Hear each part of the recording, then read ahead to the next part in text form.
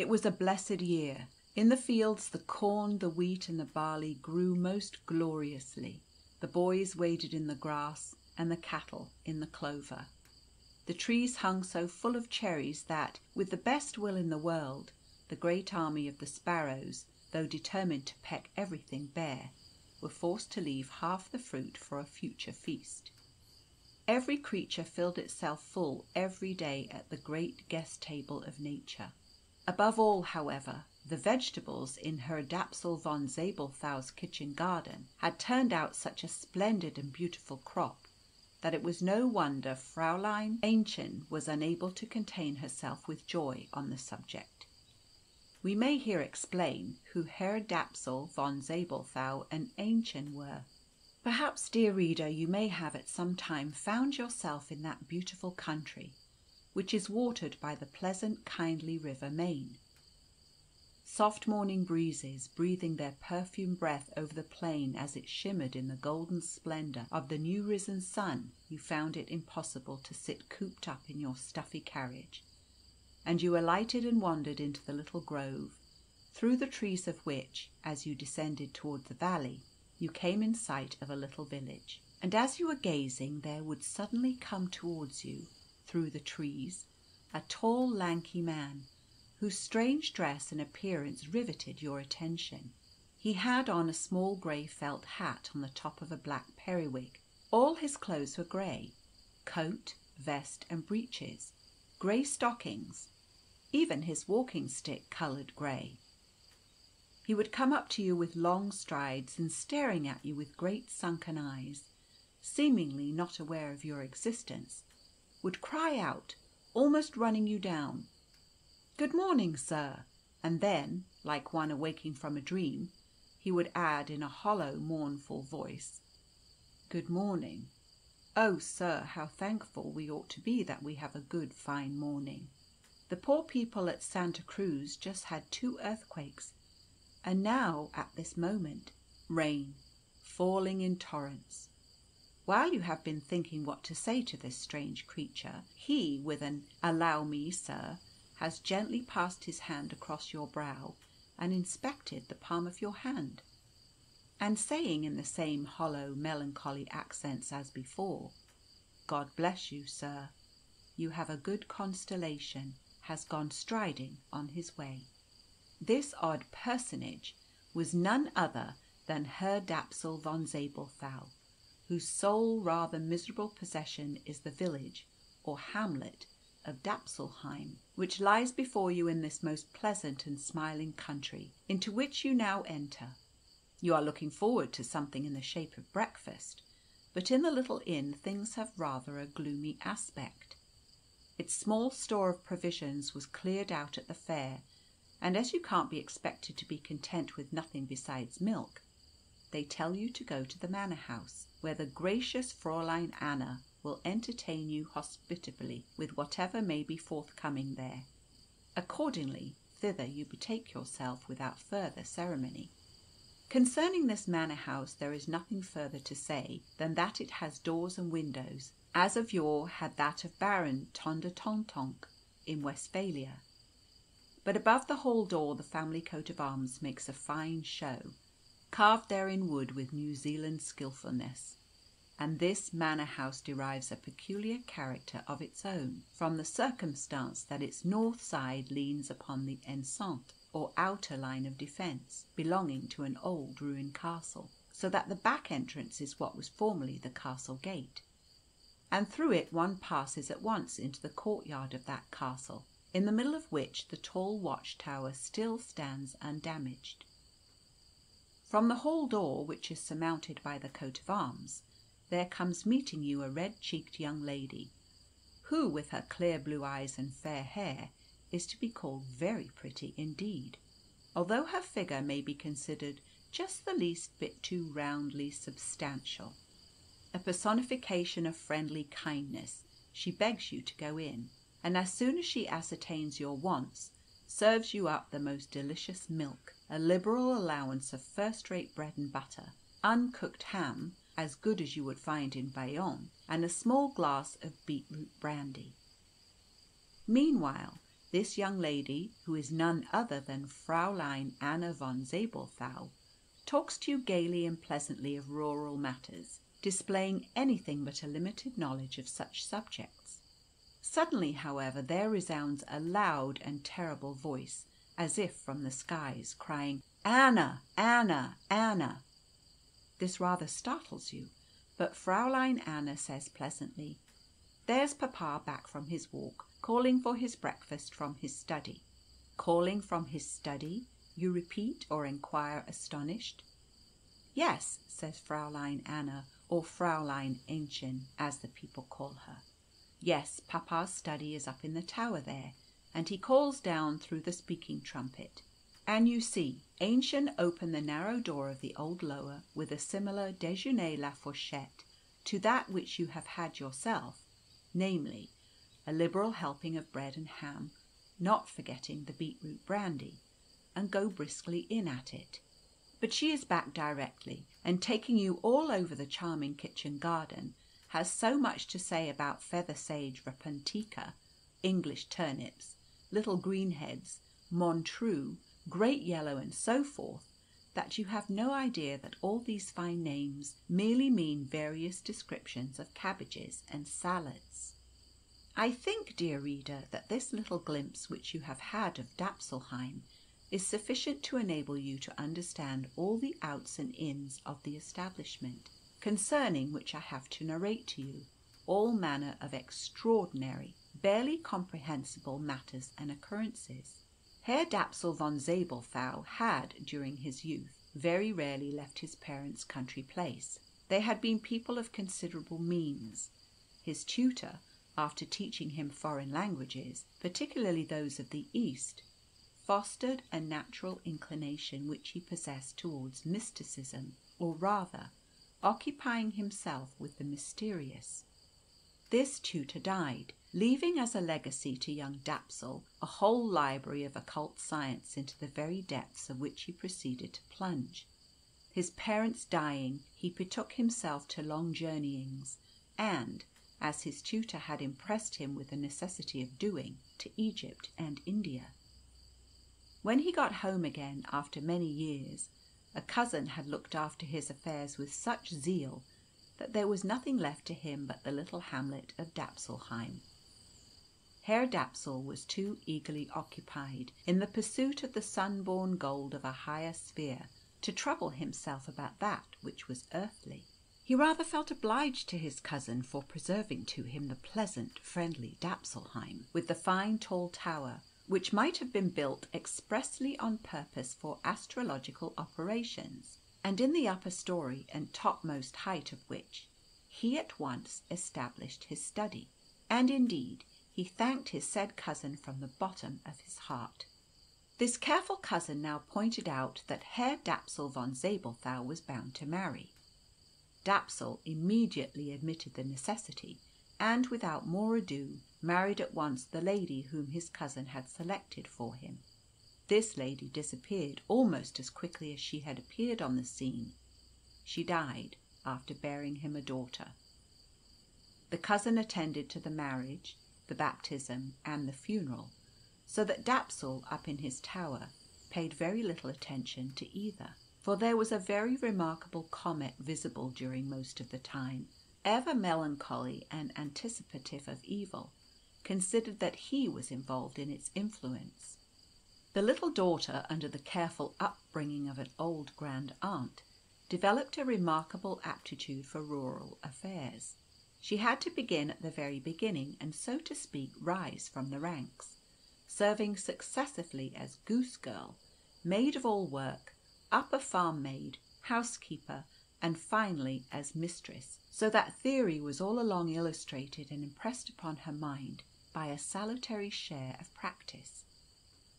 She was exceedingly fond of ducks and geese, hens and pigeons, and even the tender broods of well-shaped piglings. She was by no means indifferent to, though she did not put a ribbon and a bell round a little white sucking pig's neck, and make it into a sort of lap-dog, as a certain young lady in another place was once known to do. But more than anything, more than even to the fruit trees, she was devoted to the kitchen garden. From her grand aunt's attainments in this line, she had derived very remarkable theoretical knowledge of vegetable culture, which the reader has seen for himself, as regarded digging of the ground, sowing the seed, and setting the plants. Fraulein Aennchen not only superintended all these operations, but lent most valuable manual aid. She wielded a most vigorous spade, her bitterest enemy would have admitted this, so that while Herr Dapsul von Zabelthau was immersed in astrological observations and other important matters, Fraulein Aennchen carried on the management of the place in the ablest possible manner, Dapsul looking after the celestial part of the business, and Aennchen managing the terrestrial side of things with unceasing vigilance and care.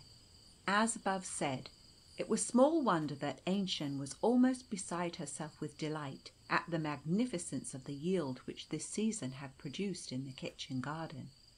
But the carrot bed was what surpassed everything else in the garden in its promise.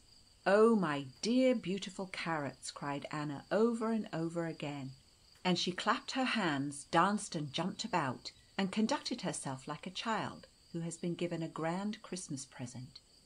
And indeed it seemed as though the carrot children underground were taking part in Aennchen's gladness, for some extreme delicate laughter, which just made itself heard, was undoubtedly proceeding from the carrot bed. Aennchen didn't, however, pay much heed to it, but ran to meet one of the farm men who was coming, holding up a letter, and calling out to her, "For you, Fraulein Aennchen. Gottlieb brought it from the town."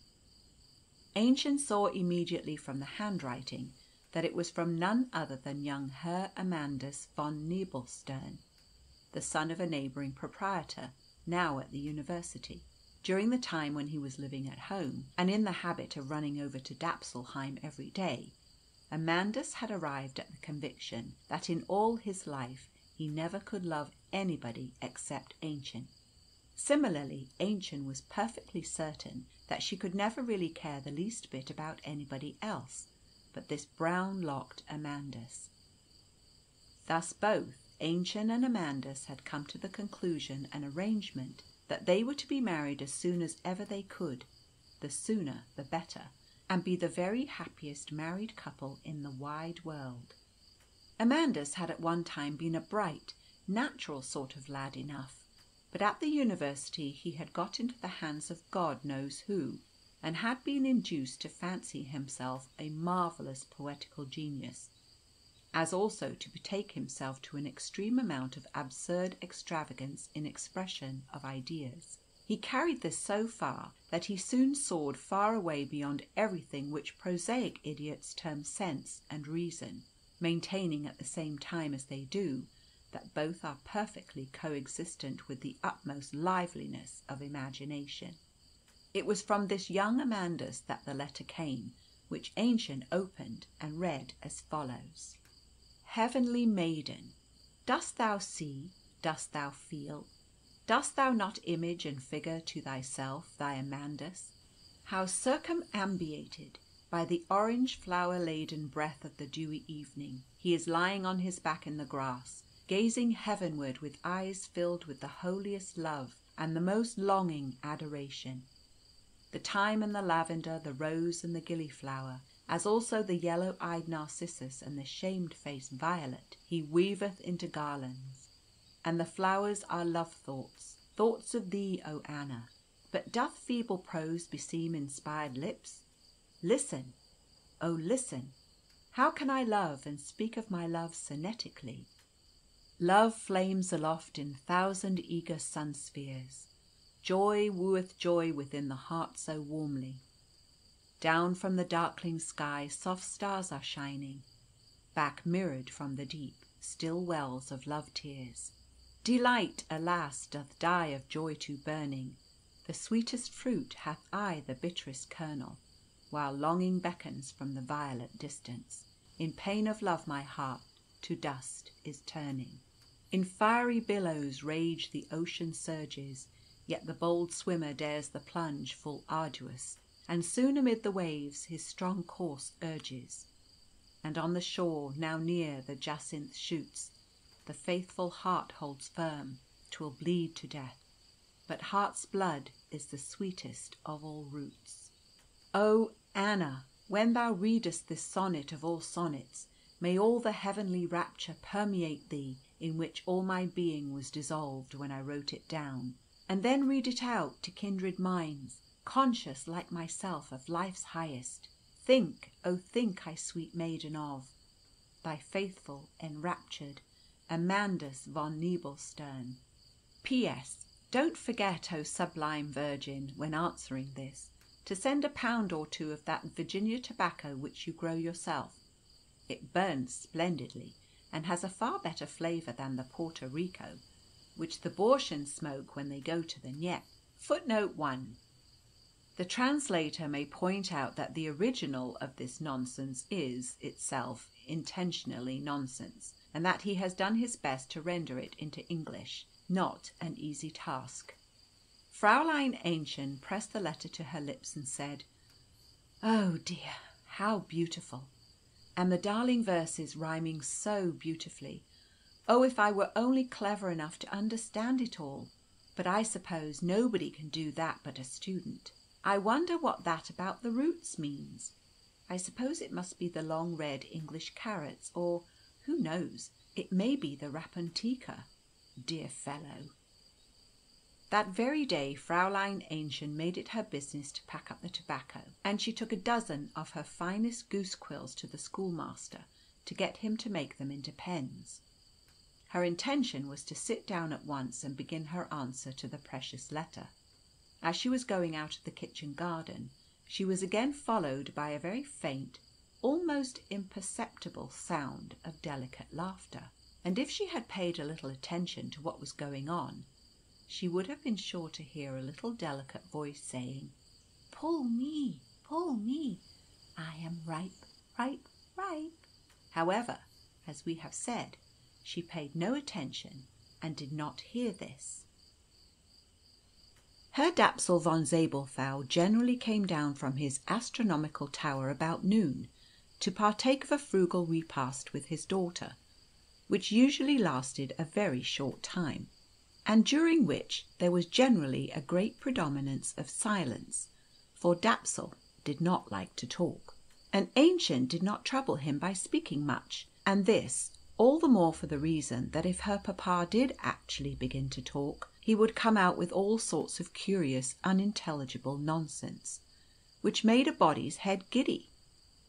This day, however, her head was so full, and her mind so excited and taken up with the flourishing state of the kitchen garden, and the letter from her beloved Amandus, that she talked of both subjects incessantly, mixed up, without leaving off.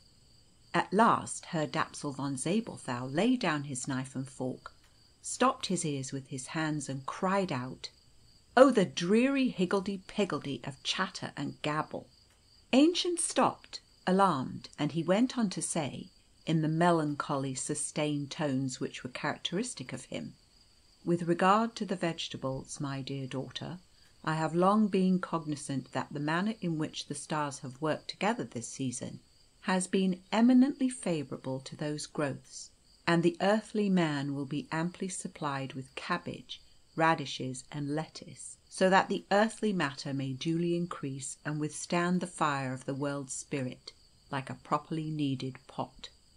The gnomic principle will resist the attacks of the salamander, and I shall have the enjoyment of eating the parsnips which you cook so well. With regard to young Amandus von Nebelstern, I have not the slightest objection to your marrying him as soon as he comes back from the university. Simply send Gottlieb up to tell me when your marriage is going to take place, so that I may go with you to the church." Herr Dapsul kept silent for a few seconds, and then, without looking at Aennchen, whose face was glowing with delight, he went on, smiling and striking his glass with his fork, two things which he seldom did at all, though he always did them together, to say, "Your Amandus has got to be, and cannot help being, where and what he is. He is, in fact, a gerund, and I shall merely tell you, my dear Aennchen, that I drew up his horoscope a long while ago, His constellation is favourable enough on the whole, for the matter of that. He has Jupiter in the ascending node, Venus regarding in the sextile. The trouble is that the path of Sirius cuts across, and just at the point of intersection there is great danger from which Amandus delivers his betrothed. The danger, what it is indiscoverable, because some strange being, which appears to set at defiance all astrological science, seems to be concerned in it. At the same time, it is evident and certain that it is only the strange physical condition which mankind terms craziness or mental derangement which will enable Amandus to accomplish this deliverance. Oh, my daughter!" Here Herr Dapsul fell again into his usual pathetic tone. "May no mysterious power, which keeps itself hidden from my seer eyes, come suddenly across your path, so that young Amandus von Nebelstern may not have to rescue you from any other danger but that of being an old maid." He sighed several times consecutively, and then continued. "But the path of Sirius breaks off abruptly after this danger, and Venus and Jupiter, divided before, come together again, reconciled." Herr Dapsul von Zabelthau had not spoken so much for years as on this occasion. He arose, exhausted, and went back up into his tower. Aennchen had her answer to Herr von Nebelstern ready in good time next morning. It was as follows: "My own dearest Amandus, you cannot believe what joy your letter has given me. I have told Papa about it, and he has promised to go to church with us when we're married. Be sure to come back from the university as soon as ever you can. Oh, if I could only quite understand your darling verses, which rhyme so beautifully! When I read them to myself aloud they sound wonderful, and then I think I do understand them quite well. But soon everything grows confused, and seems to get away from me, and I feel as if I had been reading a lot of mere words that somehow don't belong to each other at all. The schoolmaster says this must be so, and that it's the new fashionable way of speaking. But, you see, I'm only a stupid, foolish creature. Please to write and tell me if I couldn't be a student for a little time, without neglecting my housework. I suppose that couldn't be, though, could it? Well, well, when once we're husband and wife, perhaps I may pick up a little of your learning, and learn a little of this new fashionable way of speaking. I send you the Virginian tobacco, my dear Amandus. I've packed my bonnet box full of it, as much as ever I could get into it. And, in the meantime, I've put my new straw hat on to Charles the Great's head. You know he stands in the spare bedroom, although he has no feet, being only a bust, as you remember. Please don't laugh, Amandus dear, but I have made some poetry myself, and it rhymes quite nicely, some of it. Write and tell me how a person without learning can know so well what rhymes to what. Just listen, now. I love you, dearest, as my life, and long at once to be your wife. The bright blue sky is full of light. When evening comes, the stars shine bright. So you must love me always truly, and never cause me pain unduly. I pack up the baccy you asked me to send, and I hope it will yield you enjoyment no end. There, you must take the will for the deed, and when I learn the fashionable ways of speaking, I'll do some better poetry. The yellow lettuces are promising splendidly this year. Never was such a crop. So are the French beans. But my little dachshund Feldman gave the big gander a terrible bite in the leg yesterday. However, we can't have everything perfect in this world. 100 kisses in imagination, my dearest Amandus, from your most faithful fiancée, Anna von Zabelthau. P.S. I've been writing in an awful hurry, and that's the reason the letters are rather crooked here and there. P.S. But you mustn't mind about that. Though I may write a little crookedly, my heart is all straight, and I am always your faithful Anna. P.S. Oh, good gracious, I had almost forgot. Thoughtless thing that I am. Papa sends you his kind regards, and says you have got to be, and cannot help being, where and what you are, and that you are to rescue me from a terrible danger some day. Now I'm very glad of this, and remain, once more, your most true and loving Anna von Zabelthau. It was a good weight off Fräulein Aennchen's mind when she had written this letter. It had cost her a considerable effort.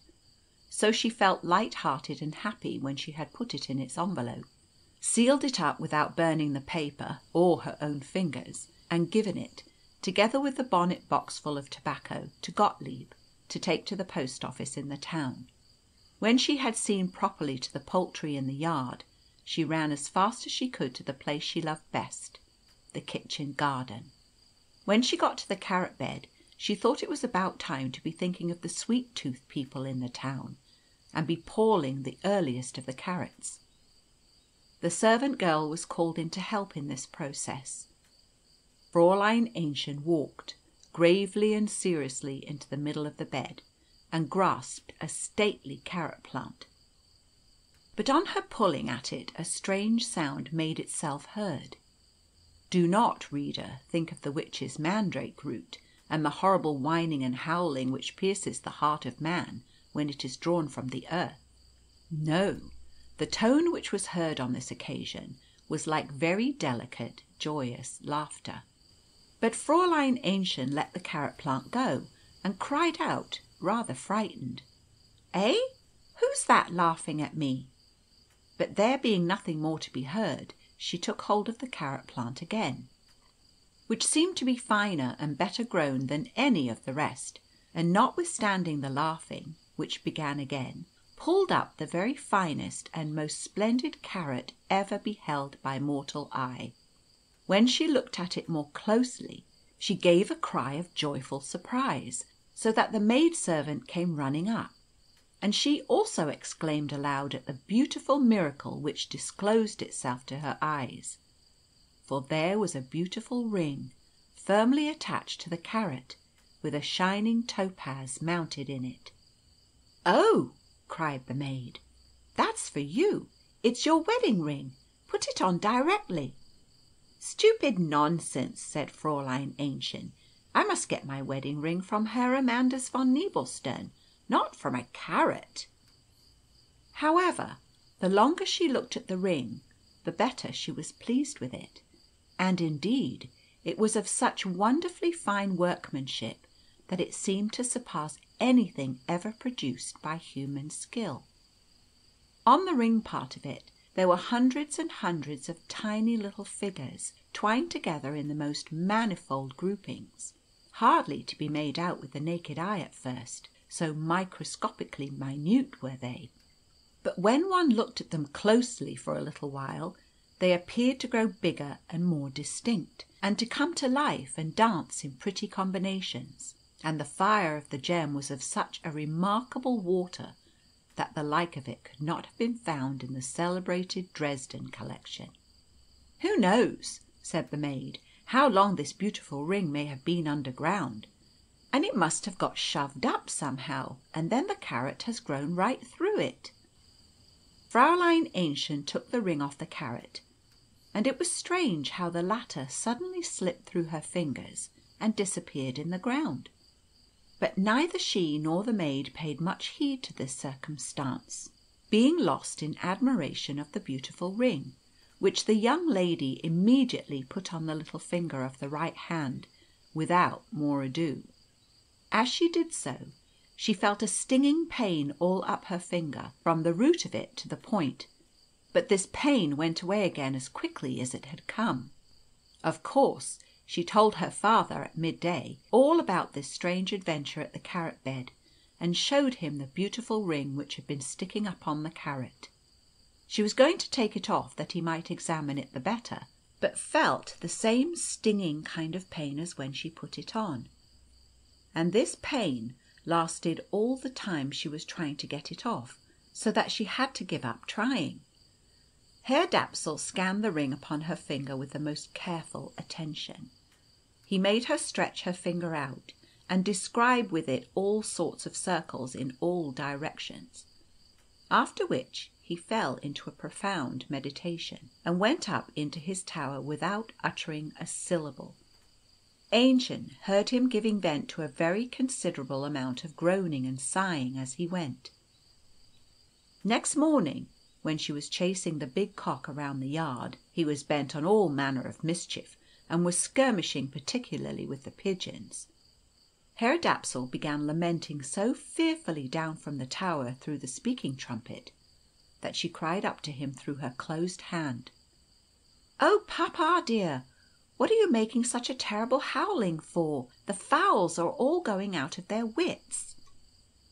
Herr Dapsul hailed down to her through the speaking trumpet, saying, "Anna, my daughter Anna, come up here to me immediately." Fräulein Aennchen was much astonished at this command, for her papa had never in all his life asked her to go into the tower, but rather had kept the door of it carefully shut, so that she was conscious of a certain sense of anxiety as she climbed the narrow winding stair, and opened the heavy door which led into its one room. Herr Dapsul von Zabelthau was seated upon a large armchair of singular form, surrounded by curious instruments and dusty books. Before him was a kind of stand, upon which there was a paper stretched in a frame, with a number of lines drawn upon it. He had on a tall pointed cap, a wide mantle of grey calimanco, and on his chin a long white beard, so that he had quite the appearance of a magician. On account of his false beard, Aennchen didn't know him a bit just at first, and looked curiously about to see if her father were hidden away in some corner. But when she saw that the man with the beard on was really papa, she laughed most heartily, and asked if it was Yule time, and he was going to act as Father Christmas. Paying no heed to this inquiry, Herr Dapsul von Zabelthau took a small tool of iron in his hand, touched Aennchen's forehead with it, and then stroked it along her right arm several times, from the armpit to the tip of the little finger. While this was going on, she had to sit in the armchair, which he had quitted, and to lay the finger which had the ring upon it on the paper which was in the frame, in such a position that the topaz touched the central point where all the lines came together. Yellow rays immediately shot out from the topaz all round, colouring the paper all over with deep yellow light. Then the lines went flickering and crackling up and down, and the little figures which were on the ring seemed to be jumping merrily about all over the paper. Herr Dapsul, without taking his eyes from the paper, had taken hold of a thin plate of some metal, which he held up high over his head with both arms, and was proceeding to press it down upon the paper. But ere he could do so, he slipped his foot on the smooth stone floor, and fell, anything but softly, upon the sitting portion of his body, whilst the metal plate, which he had dropped in an instinctive attempt to break his fall and save damage to his os coccygeus, went clattering down upon the stones. Fräulein Aennchen awoke with a gentle "Ah!" from a strange dreamy condition in which she had been. Herr Dapsul with some difficulty raised himself, put the grey sugar-loaf cap, which had fallen off, on again, arranged the false beard, and sate himself down opposite to Aennchen upon a pile of folio volumes. "My daughter," he said, "my daughter Anna, what were your sensations? Describe your thoughts, your feelings. What were the forms seen by the eye of the spirit within your inner being?" "Ah," answered Anna, "I was so happy. I never was so happy in all my life. And I thought of Amandus von Nebelstern, and I saw him quite plainly before my eyes, but he was much better looking than he used to be, and he was smoking a pipe of the Virginia tobacco that I sent him, and seemed to be enjoying it tremendously. Then all at once I felt a great appetite for young carrots with sausages, and lo and behold, there the dishes were before me, and I was just going to help myself to some when I woke up from the dream in a moment, with a sort of painful start. Amandus von Nebelstern, Virginia canister, carrots, sausages, quoth Herr Depsel von Zabelthau to his daughter very reflectively. And he signed to her to stay where she was, for she was preparing to go away. "Happy it is for you, innocent child," he began in a tone much more lamentable than even his usual one, "that you are as yet not initiated into the profounder mysteries of the universe, and are unaware of the threatening perils which surround you. You know nothing of the supernatural science of the sacred Cabala. True, you will never partake the celestial joy of those wise ones who, having attained the highest step, need never eat or drink except for their pleasure, and are exempt from human necessities. But then you have not to endure and suffer the pain of attainment to that step, like your unhappy father, who is still far more liable to attacks of mere human giddiness, to whom that which he laboriously discovers only causes terror and awe, and who is still, from purely earthly necessities, obliged to eat and drink, and, in fact, submit to human requirements. Learn, my charming child, blessed as you are with absence of knowledge, that the depths of the earth and the air, water, and fire are filled with spiritual beings of higher and yet of more restricted nature than mankind. It seems unnecessary, my little unwise one, to explain to you the peculiar nature and characteristics of the gnomes, the salamanders, sylphides, and undines. You would not be able to understand them. To give you some slight idea of the danger which you may be undergoing, it is sufficient that I should tell you that these spirits are always striving eagerly to enter into unions with human beings, and as they are well aware that human beings are strongly adverse to those unions, they employ all manner of subtle and crafty artifices to delude such of the latter as they have fixed their affections upon. Often it is a twig, a flower, a glass of water, a fire steel, or something else, in appearance of no importance, which they employ as a means of compassing their intent. It is true that unions of this sort often turn out exceedingly happily, as in the case of two priests mentioned by Prince della Mirandola, who spent 40 years of the happiest possible wedlock with a spirit of this description. It is true, moreover, that the most renowned sages have been the offspring of such unions between human beings and elementary spirits. Thus the great Zoroaster was the son of the salamander Oromasis, the great Apollonius, the sage Merlin, the valiant Count of Cleve, and the great Kabbalist Ben Sira were the glorious fruits of marriages of this description, and according to Paracelsus, the beautiful Messalina was no other than a sylphide. But yet, notwithstanding, the peril of such a union is much too great, for not only do the elementary spirits require of those on whom they confer their favours that the clearest light of the profoundest wisdom shall have arisen and shall shine upon them, but besides this they are extraordinarily touchy and sensitive, and revenge offences with extreme severity.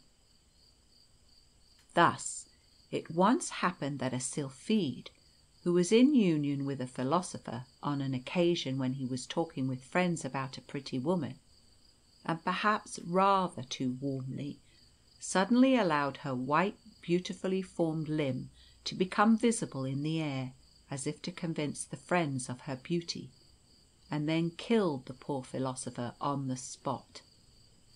But why should I refer to others? Why don't I speak of myself? I am aware that for the last 12 years I have been beloved by a sylphide, but she is timorous and coy, and I am tortured by the thought of the danger of fettering her to me more closely by cabalistic processes inasmuch as I am still much too dependent on earthly necessities, and consequently lack the necessary degree of wisdom. Every morning I make up my mind to fast, and I succeed in letting breakfast pass without touching any. But when midday comes, oh, Anna, my daughter Anna, you know well that I eat tremendously." These latter words her Dapsul uttered almost in a howl, while bitter tears rolled down his lean, chop-fallen cheeks. He then went on more calmly. "But I take the greatest of pains to behave towards the elementary spirit who is thus favourably disposed towards me with the utmost refinement of manners, the most exquisite galanterie. I never venture to smoke a pipe of tobacco without employing the proper preliminary cabalistic precautions, for I cannot tell whether or not my tender air spirit may like the brand of the tobacco, and so be annoyed at the defilement of her element. And I take the same precautions when I cut a hazel twig, pluck a flower, eat a fruit, or strike fire, all my efforts being directed to avoid giving offence to any elementary spirit. And yet, there you see that nutshell which I slid upon, and falling over backwards, completely nullified the whole important experiment, which would have revealed to me the whole mystery of the ring. I do not remember that I have ever eaten a nut in this chamber, completely devoted as it is to science.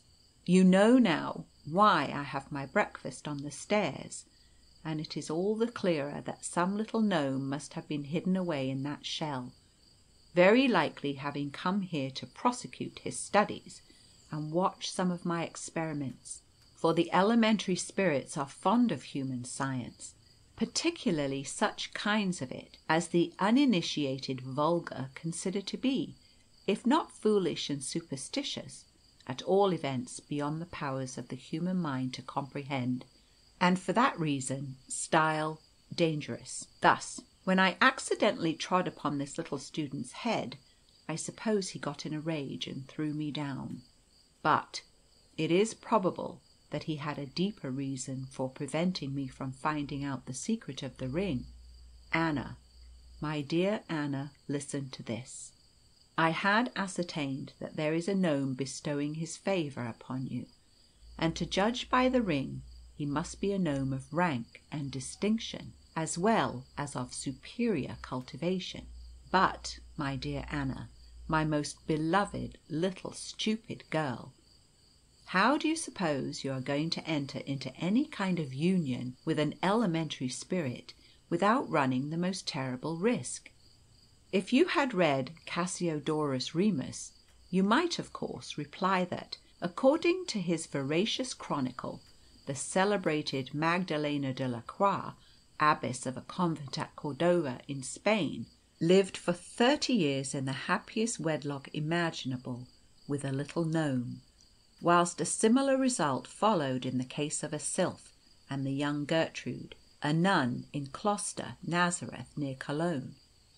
But then think of the learned pursuits of those ecclesiastical ladies and of your own. What a mighty difference! Instead of reading in learned books, you are often employing your time in feeding hens, geese, ducks, and other creatures, which simply molest and annoy all Kabbalists. Instead of watching the course of the stars, the heavens, you dig in the earth. Instead of deciphering the traces of the future in skilfully constructed horoscopes, you are churning milk into butter, and putting sauerkraut up to pickle for mean everyday winter use. Although really, I must say that for my own part, I should be very sorry to be without such articles of food. Say, is all this likely in the long run to content a refined philosophic elementary spirit? And then, oh Anna, it must be through you that the Dapsulheim line must continue, which earthly demand upon your being you cannot refuse to obey in any possible case. Yet, in connection with this ring, you, in your instinctive way, felt a strange, irreflective sense of physical enjoyment. By means of the operation in which I was engaged, I desired and intended to break the power of the ring, and free you entirely from the gnome which is pursuing you. That operation failed, in consequence of the trick played me by the little student in the nutshell. And yet, notwithstanding, I feel inspired by a courage such as I have never felt before to do battle with this elementary spirit.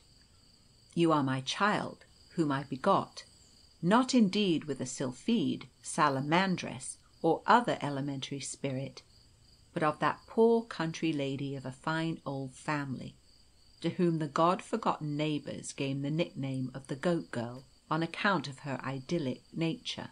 For she used to go out with a flock of pretty little white goats and pasture them on the green hillocks. I, meanwhile, blowing a reed pipe on my tower, a love-stricken young fool by way of accompaniment. Yes, you are my own child, my flesh and blood, and I mean to rescue you. Here this mystic phial shall befree you from the pernicious ring." With this, Herr Dapsul von Zabelthau took up a small phial and began filing away with it at the ring. But scarcely had he passed it once or twice backwards and forwards when Fräulein Aennchen cried aloud in pain, "Papa, papa, you're filing my finger off!" And actually there was dark thick blood coming oozing from under the ring. Seeing this, Herr Dapsul let the phial fall upon the floor, sank half fainting into the armchair, and cried in utter despair, "Oh, oh, oh, oh! It is all over with me. Perhaps the infuriated gnome may come this very hour and bite my head off, unless the sylphide saves me. Oh, Anna, Anna, go fly!" As her father's extraordinary talk had long made her wish herself far enough away, she ran downstairs like the wind. Herr Dapsul von Zabelthau had just embraced his daughter with many tears, and was moving off to ascend his tower, where he dreaded every moment the alarming visit of the incensed gnome, when the sound of a horn, loud and clear, made itself heard, and into the courtyard came bounding and curveting a little cavalier of sufficiently strange and amusing appearance. His yellow horse was not at all large, and was of delicate build, so that the little rider, in spite of his large shapeless head, did not look so dwarfish as might otherwise have been the case, as he sate a considerable height above the horse's head. But this was attributable to the length of his body, for what of him hung over the saddle in the nature of legs and feet was hardly worth mentioning. For the rest, the little fellow had on a very rich habit of gold yellow atlas, a very high cap with a splendid grass-green plume, and riding boots of beautifully polished mahogany. With a resounding prrrr, he reined up before Herr von Zabelthau, and seemed to be going to dismount. But he suddenly slipped under the horse's belly as quick as lightning, and having got to the other side of him, threw himself 3 times in succession, some 12 ells up in the air, turning 6 somersaults in every ell, and then alighted on his head in the saddle. Standing on his head there, he galloped backwards, forwards, and sideways in all sorts of extraordinary curves and ups and downs, his feet meanwhile playing trochees, dactyls, pyrrhics, etc., in the air. When this accomplished gymnast and trick-act rider at length stood still and politely saluted, there were to be seen on the ground of the courtyard the words, "My most courteous greeting to you and your lady daughter, most highly respected Herr Dapsul von Zabelthau." These words he had ridden into the ground in handsome Roman uncial letters. Thereupon he sprang from his horse, turned 3 Catherine wheels, and said that he was charged by his gracious master, Herr Baron Porphyrio von Ockerodastes, called Cordovanspitz, to present his compliments to Herr Dapsul von Zabelthau, and to say that if the latter had no objection, the Herr Baron proposed to pay him a friendly visit of a day or 2, as he was expecting presently to be his nearest neighbour. Herr Dapsul looked more dead than alive, So pale and motionless did he stand, leaning on his daughter. Scarcely had a half involuntary "It will give me much pleasure" escaped his trembling lips, when the little horseman departed with lightning speed, and similar ceremonies to those with which he had arrived. "Ah, my daughter!" cried Herr Dapsul, weeping and lamenting. "Alas! it is but too certain that this is the gnome come to carry you off, and twist my unfortunate neck. But we will pluck up the very last scrap of courage which we can scrape together. Perhaps it may be still possible to pacify this irritated elementary spirit. We must be as careful in our conduct toward him as ever we can. I will at once read to you, my dear child, a chapter or two of Lactantius or Thomas Aquinas concerning the mode of dealing with elementary spirits, so that you mayn't make some tremendous mistake or other." But before he could go and get hold of Lactantius or Thomas Aquinas, a band was heard in the immediate proximity, sounding very much like the kind of performance which children, who are musical enough, get up about Christmas time, and a fine long procession was coming up the street. At the head of it rode some 60 or 70 little cavaliers on little yellow horses, all dressed like the one who had arrived as avant-coureur at first, in yellow habits, pointed caps, and boots of polished mahogany. They were followed by a coach of purest crystal, drawn by 8 yellow horses, and behind this came well on to 40 other less magnificent coaches, some with 6 horses, some with only 4. And there were swarms of pages, running footmen, and other attendants, moving up and down amongst and around those coaches in brilliant costumes, so the whole thing formed a sight as charming as uncommon. Herr Dapsul stood sunk in gloomy amazement. Aennchen, who had never dreamt that the world could contain such lovely delightful creatures as these little horses and people, was quite out of her senses with delight, and forgot everything, even to shut her mouth, which she had opened to emit a cry of joy. The coach and 8 drew up before Herr Dapsul.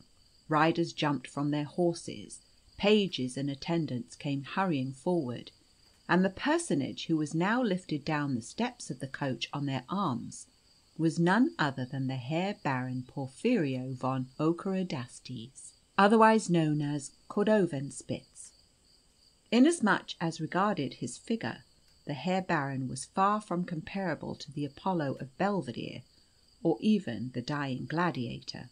For, besides the circumstances that he was scarcely 3 feet high, 1/3 of his small body consisted of his evidently too large and broad head, which was, moreover, adorned by a tremendously long Roman nose and a pair of great round projecting eyes. And as his body was disproportionately long for his height, there was nothing left for his legs and feet to occupy but some 4 inches or so. This small space was made the most of, however, for the little Baron's feet were the neatest and prettiest little things ever beheld. No doubt they seemed to be scarcely strong enough to support the large important head, for the Baron's gait was somewhat tottery and uncertain, and he even toppled over altogether pretty frequently, but got up upon his feet immediately, after the manner of a jack-in-the-box, so that this toppling over had a considerable resemblance to some rather eccentric dancing step, more than to anything else one could compare it to. He had on a close-fitting suit of some shining gold fabric, and a headdress which was almost like a crown, with an enormous plume of green feathers in it. As soon as the Baron had alighted on the ground, he hastened up to Herr Dapsul von Zabelthau, took hold of both his hands, swung himself up to his neck, and cried out, in a voice wonderfully more powerful than his shortness of stature would have led one to expect, "Oh, my Dapsul von Zabelthau, my most beloved father!"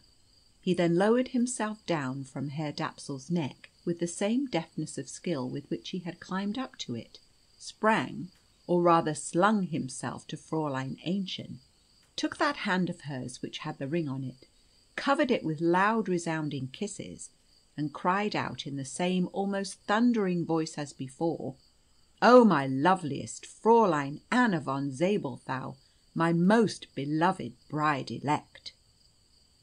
He then clapped his hands, and immediately that noisy, clattering, childlike band struck up, and over 100 little fellows, who had got off their horses and out of their carriages, danced as the avant-coureurs had done, sometimes on their heads, sometimes on their feet, in the prettiest possible trochees, spondees, iambics, pyrics, anapestes, tribacks, bacchae, antibacchae, choriams, and dactyls, so that it was a joy to behold them.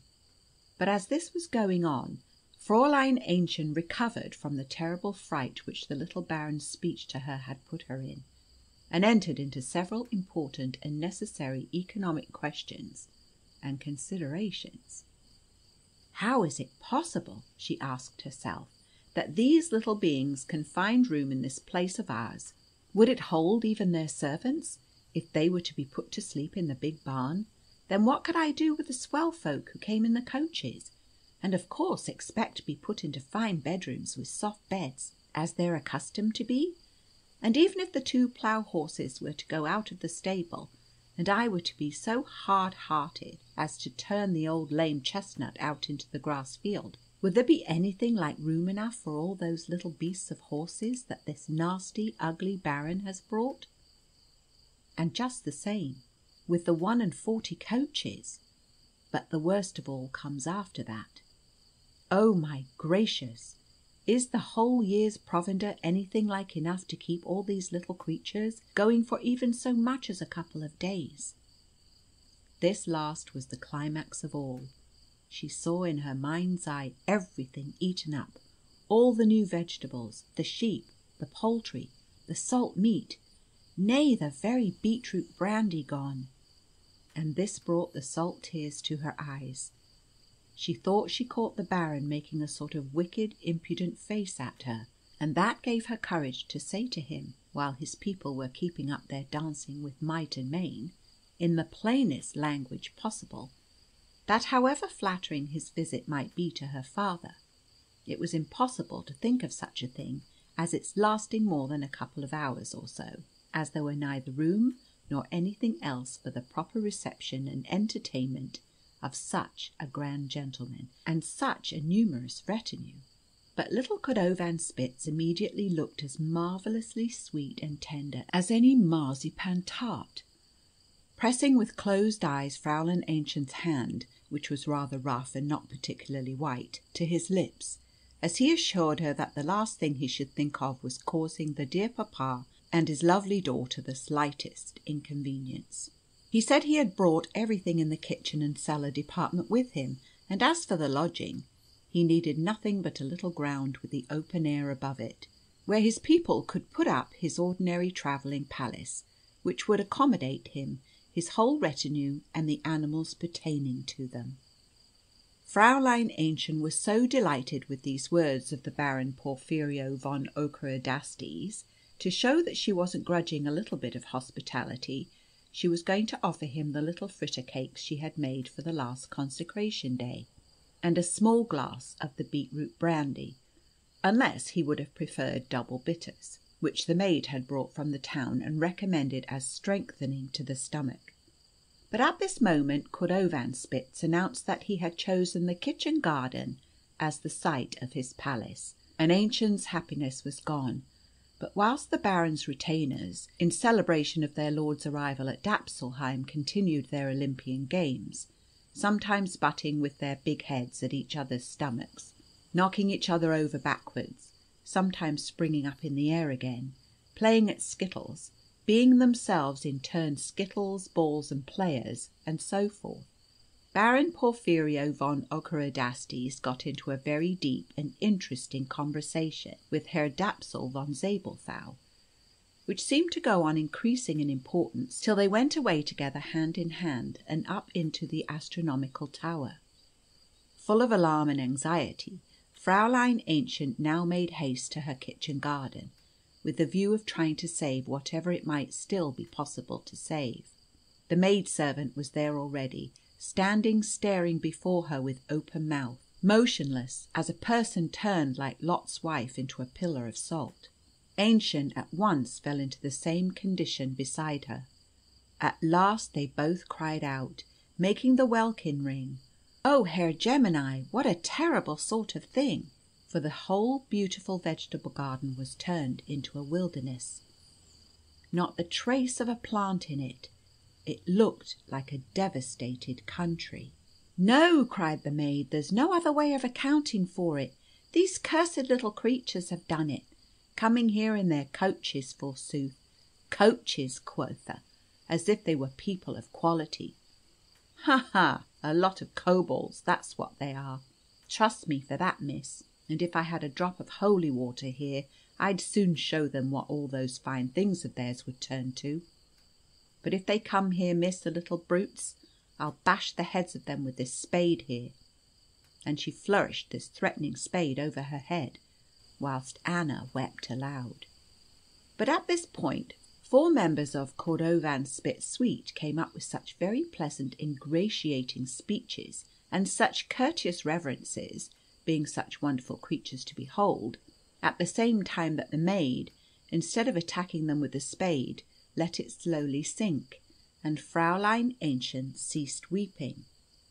They announced themselves as being the 4 friends who were the most immediately attached to their lord's person, saying that they belonged to 4 different nationalities, as their dress indicated, symbolically at all events, and that their names were, respectively, Pan Kapustowicz from Poland, Herr von Schwarzrettig from Pomerania, Signor di Broccoli from Italy, and Monsieur de Rocambole from France. They said, moreover, that the builders would come directly and afford the beautiful lady the gratification of seeing them erect a lovely palace, all of silk, in the shortest possible space of time. "What good will the silken palace be to me?" cried Fräulein Aennchen, weeping aloud in her bitter sorrow. "And what do I care about your Baron Cordovanspitz? Now that you have gone and destroyed my beautiful vegetables, wretched creatures that you are, all my happy days are over." But the polite interlocutors comforted her, and assured her that they had not by any means had the blame of desolating the kitchen garden, and that, moreover, it would very soon be growing green and flourishing in such luxuriance as she had never seen, or anybody else in the world for that matter.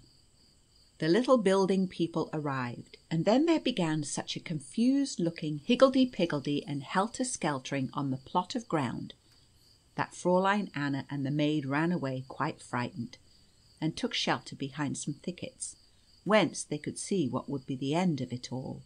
But though they couldn't explain to themselves how things perfectly canny could come about as they did, there certainly arose and formed itself before their eyes, and in a few minutes' time, a lofty and magnificent marquee, made of a golden yellow material, and ornamented with many-coloured garlands and plumes, occupying the whole extent of the vegetable garden, so that the cords of it went right away over the village and into the wood beyond, where they were made fast to sturdy trees.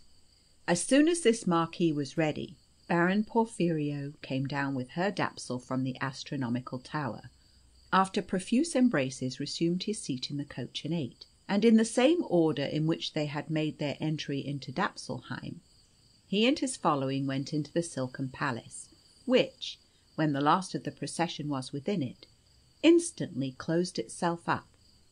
Fräulein Aennchen had never seen her papa as he was then. The very faintest trace of the melancholy, which had hitherto always so distressed him, had completely disappeared from his countenance. One would really almost have said he smiled. There was a sublimity about his facial expression, such as sometimes indicates that some great and unexpected happiness has come upon a person. He led his daughter by the hand in silence into the house, embraced her 3 times consecutively, and then broke out. "Fortunate Anna, thrice happy girl, fortunate father!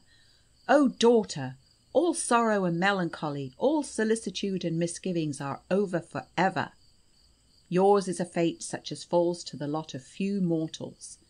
This Baron Porphyrio von Ockerodastes, otherwise known as Cordovanspitz, is by no means a hostile gnome, although he is descended from one of those elementary spirits, who, however, was so fortunate as to purify his nature by the teaching of Oromasis, the salamander. The love of this being was bestowed upon a daughter of the human race, with whom he formed a union, and became founder of the most illustrious family whose name ever adorned a parchment. I have an impression that I told you before, beloved daughter Anna, that the pupil of the great salamander Oromasis, the noble gnome Sismelagnek, a Chaldean name which interpreted into our language has a somewhat similar significance to our word thickhead, bestowed his affection on the celebrated Magdalena de la Croix, abbess of a convent of Cordoba in Spain, and lived in happy wedlock with her for nearly 30 years. And a descendant of the sublime family of higher intelligences which sprung from this union is our dear Baron Porphyrio von Ockerodastes, who has adopted the sobriquet of Cordovanspitz to indicate his ancestral connection with Cordoba in Spain, and to distinguish himself by it from a more haughty but less worthy collateral line of the family, which bears the title of Saffian. That a Spitz has been added to the Cordovan doubtless possesses its own elementary astrological causes. I have not as yet gone into that subject. Following the example of his illustrious ancestor, the gnome Silmenech, this splendid Ockerodastes of ours fell in love with you when you were only 12 years of age. Silmenech had done precisely the same thing in the case of Magdalena de la Croix. He was fortunate enough at that time to get a small gold ring from you, and now you wear his, so that your betrothal is indissoluble." "What?" cried Fräulein Aennchen in fear and amazement. "What? I betrothed to him? I to marry that horrible little kobold? Haven't I been engaged for ever so long to Herr Amandus von Nebelstern? No, never will I have that hideous monster of a wizard for a husband. I don't care whether he comes from Cordoba or from Saffian." "There," said Herr Dapsul von Zabelthau more gravely, "there I perceive to my sorrow and distress how impossible it is for a celestial wisdom to penetrate into your hardened, obdurate, earthly sense. You stigmatize this noble elementary Porphyrio von Ockerodastes as horrible and ugly, probably, I presume, because he is only 3 feet high, and, with the exception of his head, has very little worth speaking of on his body, in the shape of arms, legs, and other appurtenances, and a foolish earthly goose, such as you probably think of as to be admired, can't have legs long enough on account of coat-tails." "Oh, my daughter, in what a terrible misapprehension you are involved. All beauty lies in wisdom, in the thought, and the physical symbol of thought is the head. The more head, the more beauty and wisdom. And if mankind could but cast away all the other members of the body as pernicious articles of luxury tending to evil, they would reach the condition of a perfect ideal of the highest type, whence come all trouble and difficulty, vexation and annoyance, strife and contention, in short, all the depravities and miseries of humanity, but from the accursed luxury and voluptuousness of the members. Oh, what joy, what peace, what blessedness there would be on earth if the human race could exist without arms or legs, or the nether parts of the body, in short, if we were nothing but busts. Therefore it is a happy idea of the sculptors when they represent great statesmen or celebrated men of science and learning as busts, symbolically indicating the higher nature within them. Wherefore, my daughter Anna, no more of such words as ugly and abominable applied to the noblest of spirits, the grand Porphyrio von Ockerodastes, whose bride-elect you most indubitably are. I must just tell you at the same time that by his important aid your father will soon attain that highest step of bliss towards which he has so long been striving. Porphyrio von Ockerodastes is in possession of authentic information that I am beloved by the sylphide Nehabila, which in Syriac has very much the significance of our expression peaky nose, and he has promised to assist me to the utmost of his power to render myself worthy of a union with this higher spiritual nature. I have no doubt whatever, my dear, that you will be well satisfied with your future stepmother. All I hope is that a favourable destiny may so order matters that our marriages may both take place at one and the same fortunate hour." Having thus spoken, Herr Dapsul von Zabelthau, casting a significant glance at his daughter, very pathetically left the room. It was a great weight on Aennchen's heart that she remembered having, a great while ago, really in some unaccountable way, lost a little gold ring, such as a child might wear, from her finger, so that it really seemed too certain that this abominable little wizard of a creature had indeed got her enmeshed in his net, so that she couldn't see how she was ever to get out of it. And over this she fell into the utmost grief and bewilderment. She felt that her oppressed heart must obtain relief, and this took place through the medium of a goose-quill, which she seized and at once wrote off to her Amandus von Nebelstern as follows: "My dearest Amandus, all is over with me completely. I am the most unfortunate creature in the whole world, and I'm sobbing and crying for sheer misery, so terribly that the dear dumb animals themselves are sorry for me, and you'll be still sorrier than they are, because it's just as great a misfortune for you as it is for me, and you can't help being quite as much distressed about it as I am myself. You know that we love one another as fondly as any two lovers possibly can, and that I am betrothed to you, and that papa was going with us to the church. Very well.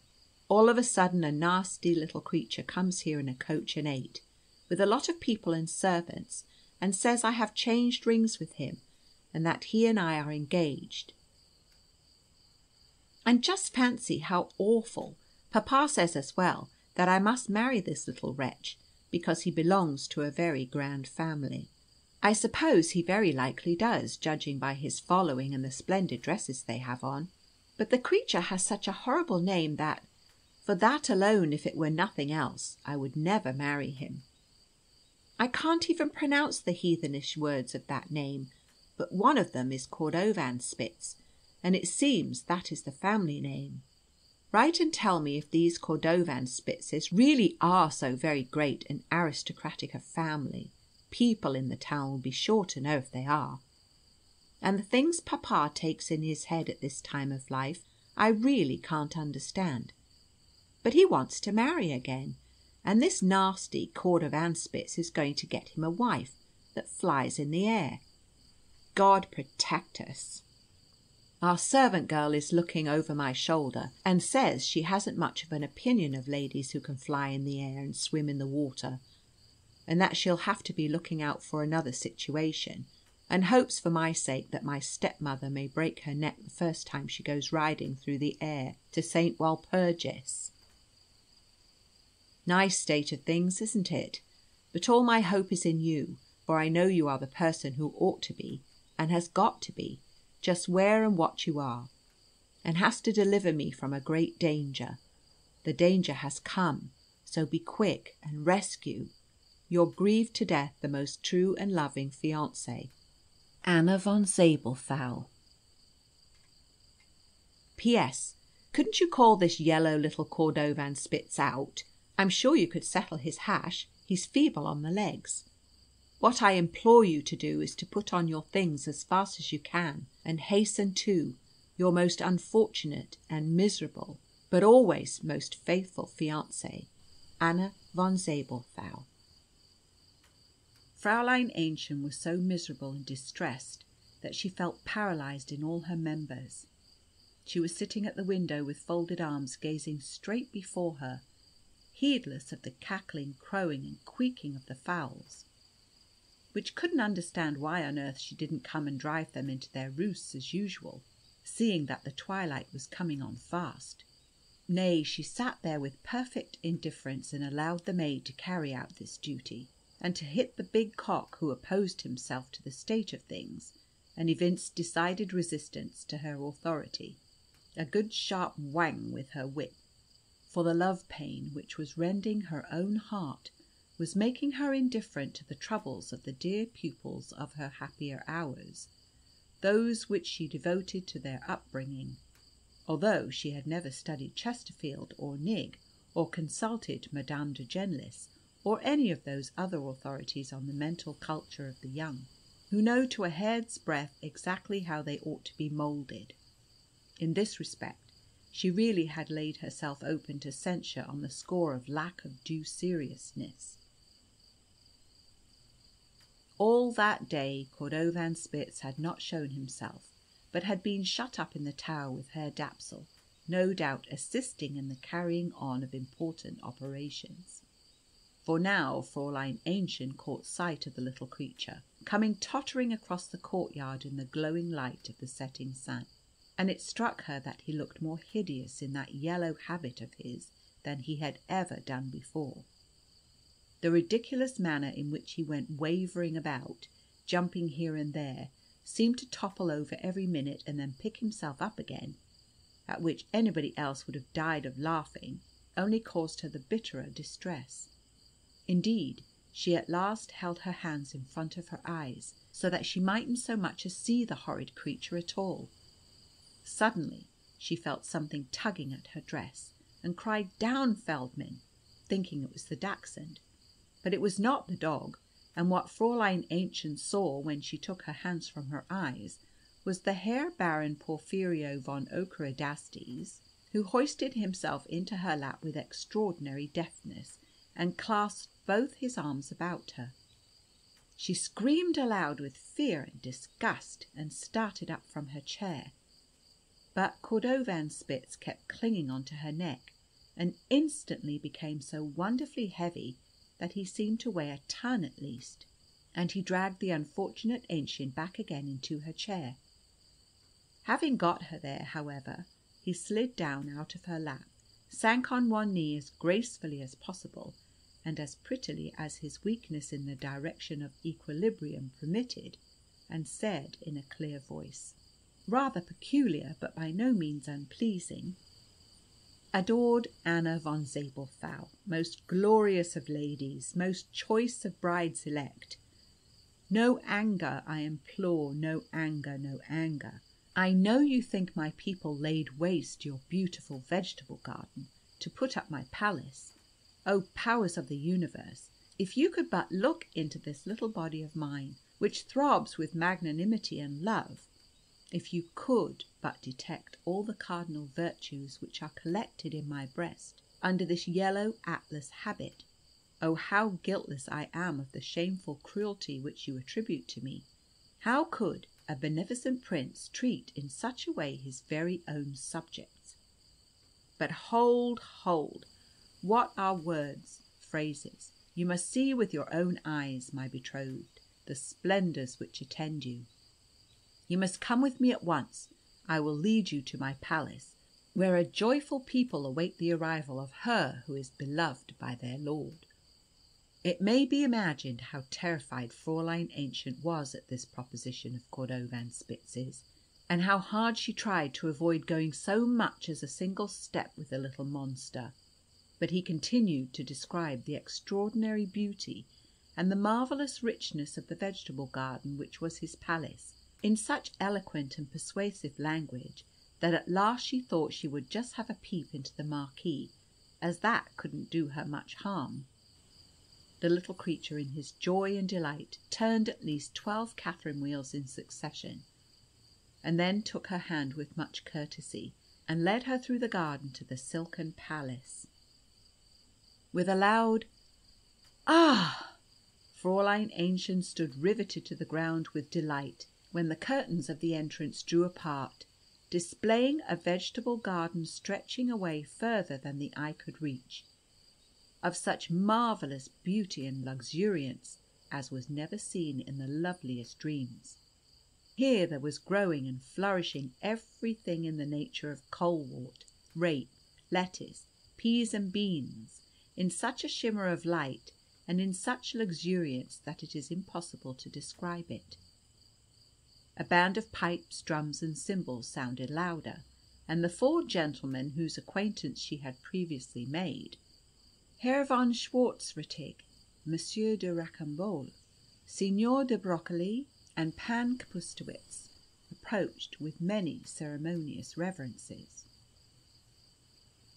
"My chamberlains," said Porphyrio von Ockerodastes, smiling, and preceded by them he conducted Fräulein Aennchen through between the double ranks of the bodyguard of red English carrots to the centre of the plain, where stood a splendid throne, and around this throne were assembled the grandees of the realm, the lettuce princes with the bean princesses, the Dukes of Cucumber with the Prince of Melon at their head, the cabbage minister, the general officer of onions and carrots, the colewort ladies, etc., etc., all in the gala dresses of their rank and station, and amidst them moved up and down well on to 100 of the prettiest and most delightful lavender and fennel pages, diffusing sweet perfume. When Ockerodastes had ascended the throne with Fräulein Aennchen, Chief Court Marshal Turnip waved his long wand of office, and immediately the band stopped playing, and the multitude listened in reverential silence as Ockerodastes raised his voice and said, in solemn accents, "My faithful and beloved subjects, you see by my side the noble Fräulein Anna von Zabelthau, whom I have chosen to be my consort. Rich in beauty and virtues, she has long watched over you with the eye of maternal affection, preparing soft and succulent beds for you, caring for you and tending you with ceaseless ardour. She will ever be a true and befitting mother of this realm, wherefore I call upon you to evince and give expression to the dutiful approval and the duly regulated rejoicing at the favour and benefit which I am about to graciously confer upon you."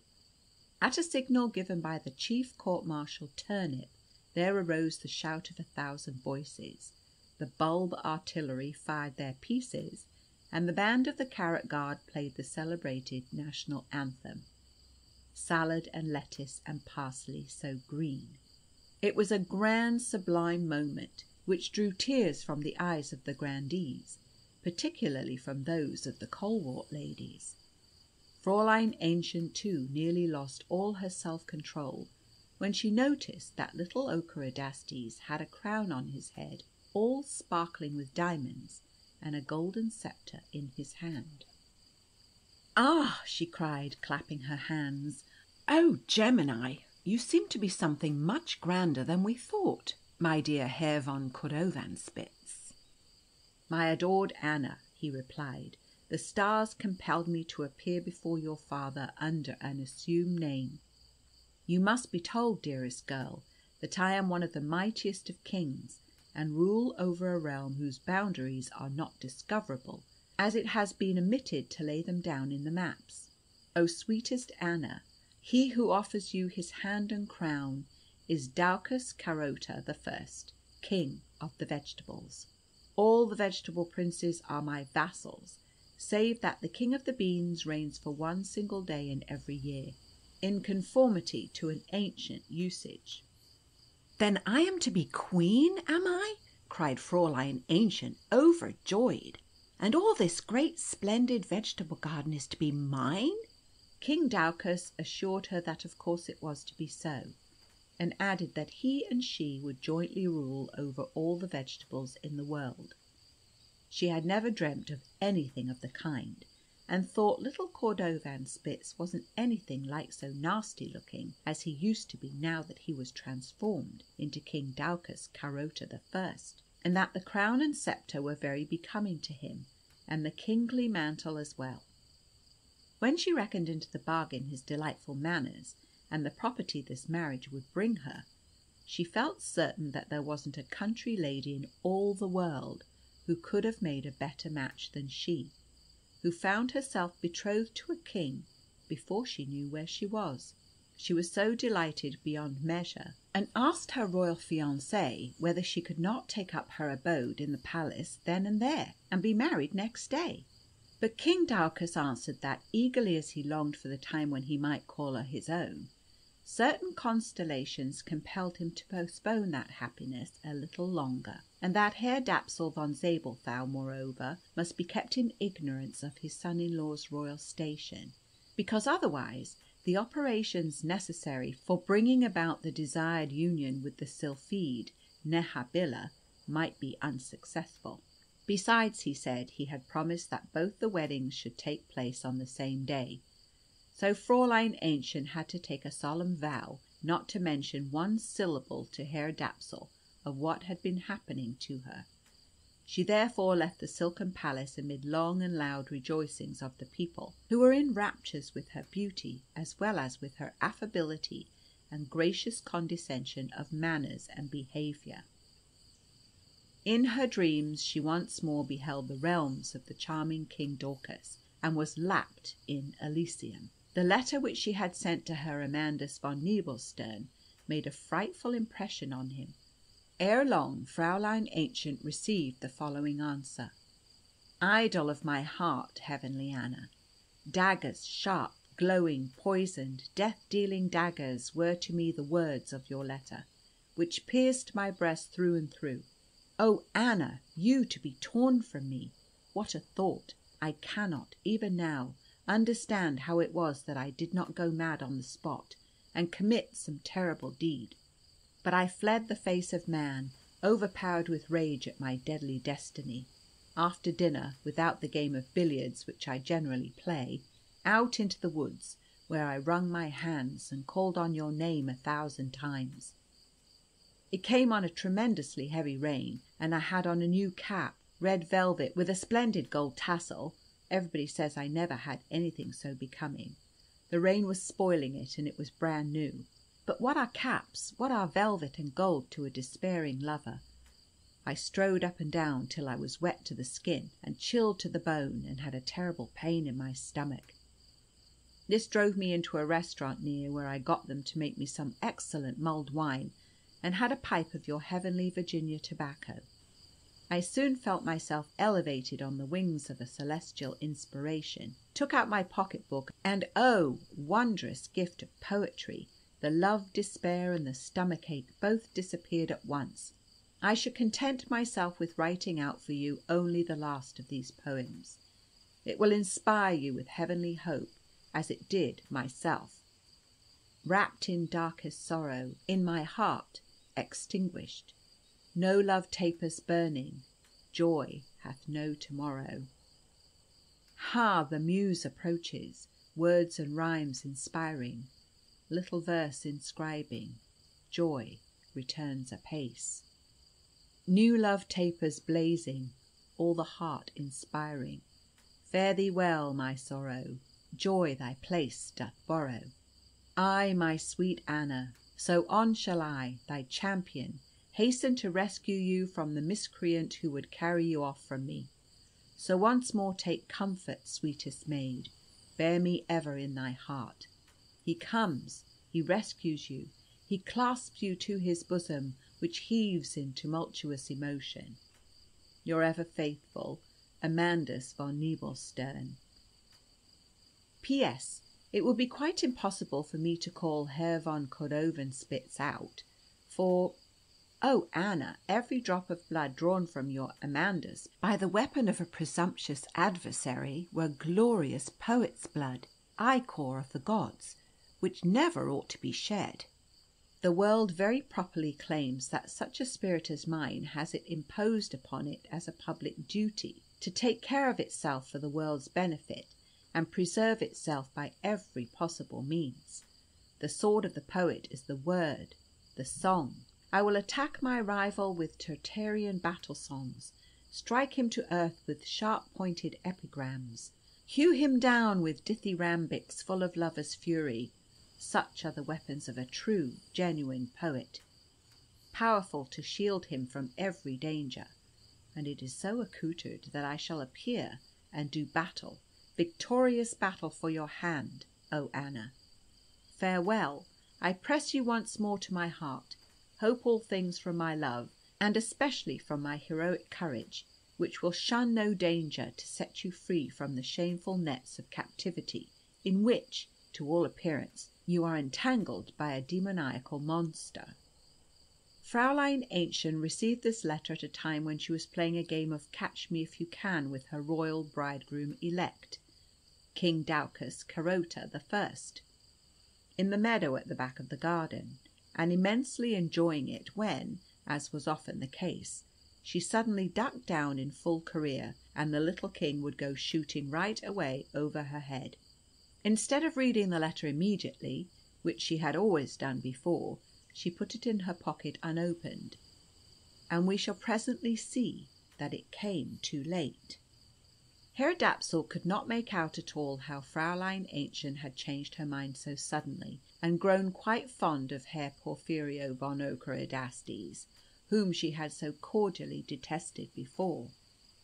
He consulted the stars on the subject, but as they gave him no satisfactory information, he was obliged to come to the conclusion that human hearts are more mysterious and inscrutable than all the secrets of the universe, and not to be thrown light upon by any constellation. He could not think that what had produced love for the little creature in Anna's heart was merely the highness of his nature, and personal beauty he had none, if, as the reader knows, the canon of beauty as laid down by Herr Dapsul is very unlike the ideas which young ladies form upon that subject. He did, after all, possess sufficient knowledge of the world to know that, although the said young women hold that good sense, wit, cleverness, and pleasant manners are very agreeable fellow lodgers in a comfortable house, still, a man who can't call himself the possessor of a properly made, fashionable coat, were he a Shakespeare, Goethe, a Tieck, or a Jean-Paul Richter, would run a decided risk of being beaten out of the field by any sufficiently well put together lieutenant of hussars in uniform, if he took it in his head to pay his addresses to one of them. Now, in Fraulein Aennchen's case, it was a different matter altogether. It was neither good looks nor cleverness that were in question, but it is not exactly every day that a poor country lady becomes a queen all in a moment, and accordingly it was not very likely that Herr Dapsul should hit upon the cause which had been operating, particularly as the very stars had left him in the lurch. As may be supposed, those three, Herr Porphyrio, Herr Dapsul, and Fräulein Aennchen, were one heart and one soul. This went so far that Herr Dapsul left his tower oftener than he had ever been known to do before, to chat with his much-prized son-in-law on all sorts of agreeable subjects. And not only this, but he now regularly took his breakfast in the house. About this hour, too, Herr Porphyrio was wont to come forth from his silken palace and eat a good share of Fräulein Aennchen's bread and butter. "Ah, ah," she would often whisper softly in his ear, "if papa only knew that you are a real king, dearest Cordovanspitz. Be still, O heart, melt not away in rapture," Daucus Carota I would say. "Near, near is the joyful day." It chanced that the schoolmaster had sent Fräulein Aennchen a present of some of the finest radishes from his garden. She was particularly pleased at this, as Herr Dapsul was very fond of radishes, and she could not get anything from the vegetable garden because it was covered by the silk marquee. Besides this, it now occurred to her for the first time that, among all the roots and vegetables she had seen in the palace, radishes were conspicuous by their absence. So she speedily cleaned them and served them up for her father's breakfast. He had ruthlessly shorn several of them of their leafy crowns, dipped them in salt, and eaten them with much relish, when Cordovanspitz came in. "Oh my, Ockerodastes," Herr Dapsul called to him, "are you fond of radishes?" There was still a particularly fine and beautiful radish on the dish, but the moment Cordovanspitz saw it, his eyes gleamed with fury, and he cried in a resonant voice, "What, unworthy Duke, do you dare to appear in my presence again, and to force your way with the coolest of audacity into a house which is under my protection? Have I not pronounced sentence of perpetual banishment upon you, as a pretender to the imperial throne? Away, treasonous vassal! Begone from my sight for ever!" Two little legs had suddenly shot out beneath the radish's large head, and with them he made a spring out of the plate, placed himself close in front of Cordovanspitz, and addressed him as follows: "Fierce and tyrannical Dorcas Carota the First, you have striven in vain to exterminate my race. Had ever any of your family a head as large as mine, or that of my king? We are all gifted with talent, common sense, wisdom, sharpness, cultivated manners, and whilst you loaf about in kitchens and stables, and are of no use as soon as your early youth is gone, so that in very truth it is nothing but the diable de la jeunesse that bestows upon you your brief, transitory little bit of good fortune, we enjoy the friendship of and the intercourse with people of position, and are greeted with acclamation as soon as ever we lift up our green heads. But I despise you, Dorcas Carota. You're nothing but a low, uncultivated, ignorant boor, like all the lot of you. Let's see which of us two is the better man." With this the Duke of Radish, flourishing a long whip about his head, proceeded, without more ado, to attack the person of King Dorcas Carota the First. The latter quickly drew his little sword, and defended himself in the bravest manner. The two little creatures darted about in the room, fighting fiercely and executing the most wonderful leaps and bounds, till Dorcas Carota pressed the Duke of Radish so hard that the latter found himself obliged to make a tremendous jump out of the window and take to the open.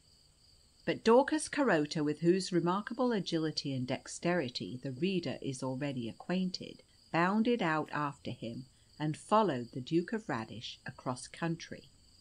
Herr Dapsul von Zabelthau had looked on at this terrible encounter, rigid and speechless. But he now broke forth into loud and bitter lamentation, crying, "Oh, daughter Anna! Oh, my poor unfortunate daughter Anna! Lost! I, you, both of us. All is over with us." With which he left the room, and ascended the astronomical tower as fast as his legs would carry him. Fräulein Aennchen couldn't understand a bit, or form the very slightest idea, what in all the world had set her father into all this boundless misery all of a sudden. The whole thing had caused her the greatest pleasure. Moreover, her heart was rejoiced that she had had an opportunity of seeing that her future husband was brave, as well as rich and great, for it would be difficult to find any woman in all the world capable of loving a poltroon. And now that she had proof of the bravery of King Dorcas Carota the First, it struck her painfully for the first time that Herr Amandus von Nebelstern had cried off from fighting him. If she had for a moment hesitated about sacrificing Herr Amandus to King Dorcas, she was quite decided on the point now that she had an opportunity of assuring herself of all the excellencies of her future lord. She sat down and wrote the following letter: "My dear Amandus, everything in this world is liable to change. Everything passes away, as the schoolmaster says, and he's quite right. I'm sure you, my dear Amandus, are such a learned and wise student that you will agree with the schoolmaster, and not be in the very least surprised that my heart and mind have undergone the least little bit of a change. You may quite believe me when I say that I still like you very well, and I can quite imagine how nice you look in your red velvet cap with the gold tassel. But with regard to marriage, you know very well, Amandus dear, that clever as you are, and beautiful as are your verses, you will never in all your days be a king, And don't be frightened, dear. Little Herr von Cordovan-Spitz isn't Herr von Cordovan-Spitz at all, but a great king, Dorcas Carota the First, who reigns over the great vegetable kingdom and has chosen me to be his queen. Since my dear king has thrown aside his incognito he has grown much nicer looking, and I see now that papa was quite right when he said that the head was the beauty of the man, and therefore couldn't possibly be big enough. And then Dorcas Carota the First, you see how well I remember the beautiful name, and how nicely I write it now that he has got so familiar to me. I was going to say that my little royal husband, that is to be, has such charming and delightful manners that there's no describing them. And what courage, what bravery there is in him! Before my eyes he put to flight the Duke of Radish, and a very disagreeable, unfriendly creature he appears to be. And hey, how he did jump after him out of the window! You should have seen him. I only wish you had. And I don't really think that my Dorcas Carota would care about those weapons of yours that you speak about one bit. He seems pretty tough, and I don't believe verses would do him any harm at all, however fine and pointed they may be. So now, dear Amandus, you must just make up your mind to be contented with your lot, like a good fellow, and not be vexed with me that I am going to be a queen instead of marrying you. Never mind, I shall always be your affectionate friend, and if ever you would like an appointment in the Carrot Bodyguard, or, as you don't care so much about fighting as about learning, in the Parsley Academy or the Pumpkin Office, you have but to say the word and your fortune is made. Farewell, and don't be vexed with your former fiancée, but now friend and well-wisher, as well as future queen, Anna von Zabelthau. But soon to be no more von Zabelthau, but simply Anna. P.S. You shall always be kept well supplied with the very finest Virginia tobacco. Of that you need have no fear.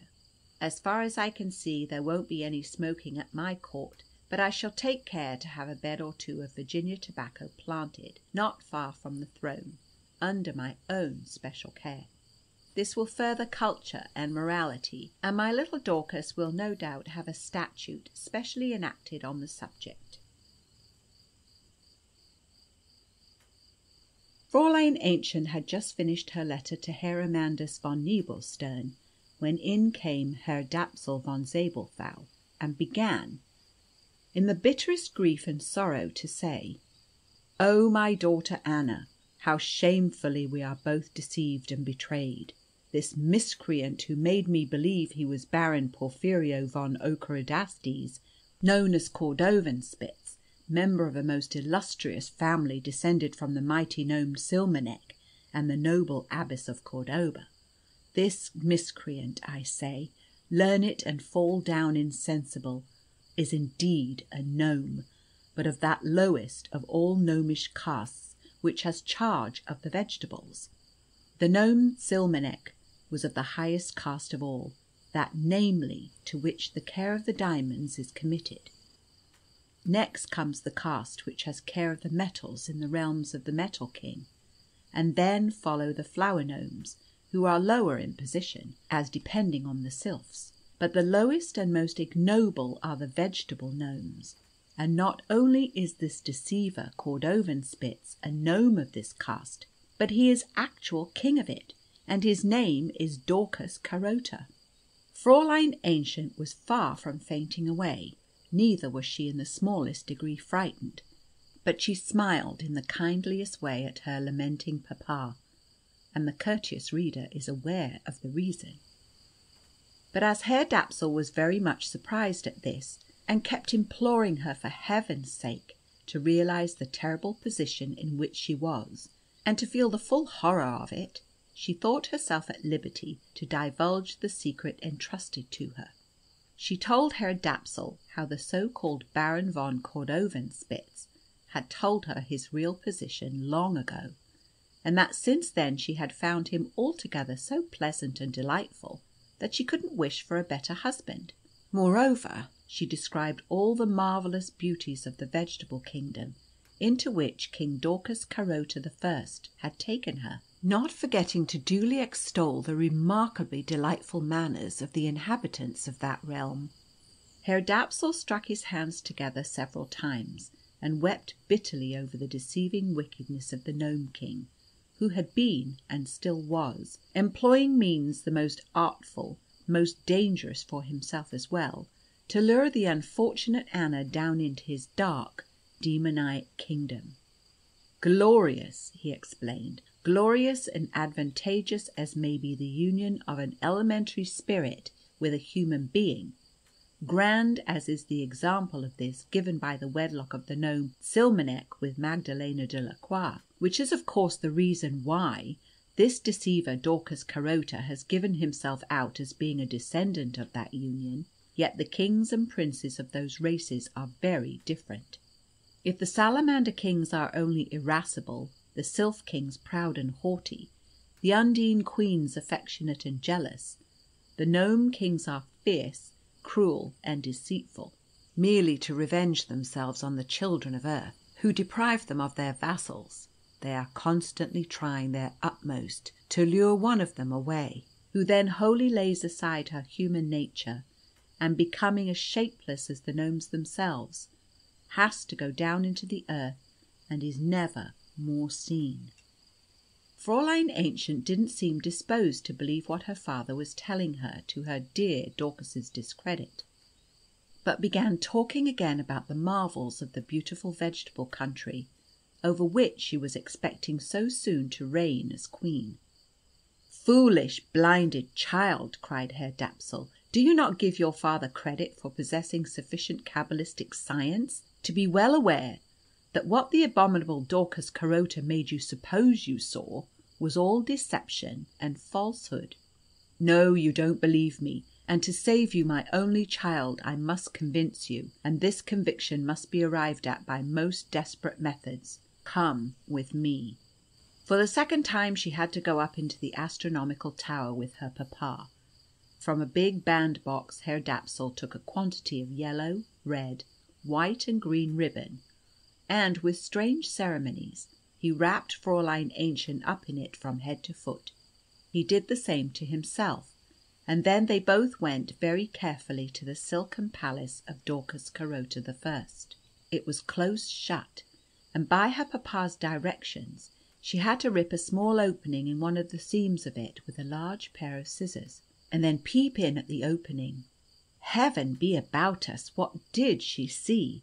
Instead of the beautiful vegetable garden, the carrot guards, the plumed ladies, lavender pages, lettuce princes, and so forth, she found herself looking down into a deep pool, which seemed to be full of a colourless, disgusting-looking slime, in which all kinds of horrible creatures from the bowels of the earth were creeping and twining about. There were fat worms slowly writhing about amongst each other, and beetle-like creatures stretching out their short legs and creeping heavily out. On their backs they bore big onions, but these onions had ugly human faces, and kept fleering and leering at each other with bleared yellow eyes, and trying, with their little claws, which were close behind their ears, to catch hold of one another by their long Roman noses, and drag each other down into the slime, while long naked slugs were rolling about in crowds with repulsive torpidity, stretching their long horns out of their depths. Fräulein Aennchen was nearly fainting away at this horrible sight. She held both hands to her face, and ran away as hard as she could. "You see now, do you not," said Herr Dapsul, "how this atrocious Dorcas Carota has been deceiving you in showing you splendours of brief duration? He dressed his vassals up in gala dresses to delude you with dazzling displays. But now you have seen the kingdom which you want to reign over in undress uniform, and when you become the consort of the frightful Dorcas Carota, you will have to live for ever in the subterranean realms, and never appear on the surface any more. And if oh, oh, what must I see, wretched, most miserable of fathers that I am!" He got into such a state all in a moment that she felt certain some fresh misfortune had just come to light, and asked him anxiously what he was lamenting about now. However, He could do nothing for sheer sobbing but stammer out, "Oh, oh, daughter, what are you like?" She ran to her room, looked into the looking-glass, and started back, terrified almost to death. And she had reason, for the matter stood thus. As Herr Dapsul was trying to open the eyes of Dorcas Carota's intended queen to the danger she was in of gradually losing her pretty figure and good looks, and growing more and more into the semblance of a gnome queen, he suddenly became aware of how far the process had proceeded already. Ancient's head had got much broader and bigger, and her skin had turned yellow, so that she was quite ugly enough already. And though vanity was not one of her failings, she was woman enough to know that to grow ugly is the greatest and most frightful misfortune which can happen here below. How often had she thought how delightful it would be when she would drive as queen to church in the coach and eight, with the crown on her head, in satins and velvets, with diamonds and gold chains and rings, seated beside her royal husband, setting all the women, the schoolmaster's wife included, into amazement of admiration, and most likely, in fact no doubt, instilling a proper sense of respect even into the minds of the pompous lord and lady of the manor themselves. Ay, indeed, how often had she been lapped in these and other such eccentric dreams and visions of the future. Fräulein Aennchen burst into long and bitter weeping. "Anna, my daughter Anna," cried Herr Dapsul down through the speaking trumpet, "come up here to me immediately." She found him dressed very much like a miner. He spoke in a tone of decision and resolution, saying, "When need is the sorest, help is often nearest. I have ascertained that Dorcas Carota will not leave his palace to-day, and most probably not till noon of to-morrow. He has assembled the princes of his house, the ministers, and other people of consequence to hold a council on the subject of the next crop of winter cabbage. The sitting is important, and it may be prolonged so much that we may not have any cabbage at all next winter. I mean to take advantage of this opportunity while he is so occupied with his official affairs that he won't be able to attend to my proceedings, to prepare a weapon with which I may perhaps attack this shameful gnome and prevail over him, so that he will be compelled to withdraw and set you at liberty. While I am at work, do you look uninterruptedly at the palace through this glass, and tell me instantly if anybody comes out, or even looks out of it." She did as she was directed, but the marquee remained closed, although she often heard, notwithstanding that Herr Dapsul was making a tremendous hammering on plates of metal a few paces behind her, a wild confused crying and screaming, apparently coming from the marquee, and also distinct sounds of slapping, as if people's ears were being well boxed. She told Herr Dapsul this, and he was delighted, saying that the more they quarrelled in there, the less they were likely to know what was being prepared for their destruction. Fräulein Aennchen was much surprised when she found that Herr Dapsul had hammered out and made several most lovely kitchen pots and stewpans of copper. As an expert in such matters, she observed that the tinning of them was done in a most superior style, so that her papa must have paid careful heed to the duties legally enjoined on coppersmiths. She begged to be allowed to take these nice pots and pans down to the kitchen and use them there, but Herr Dapsul smiled a mysterious smile, and merely said, "All in good time, my daughter Anna. Just you go downstairs, my beloved child, and wait quietly till you see what happens to-morrow." He gave a melancholy smile, and that infused a little hope and confidence into his luckless daughter.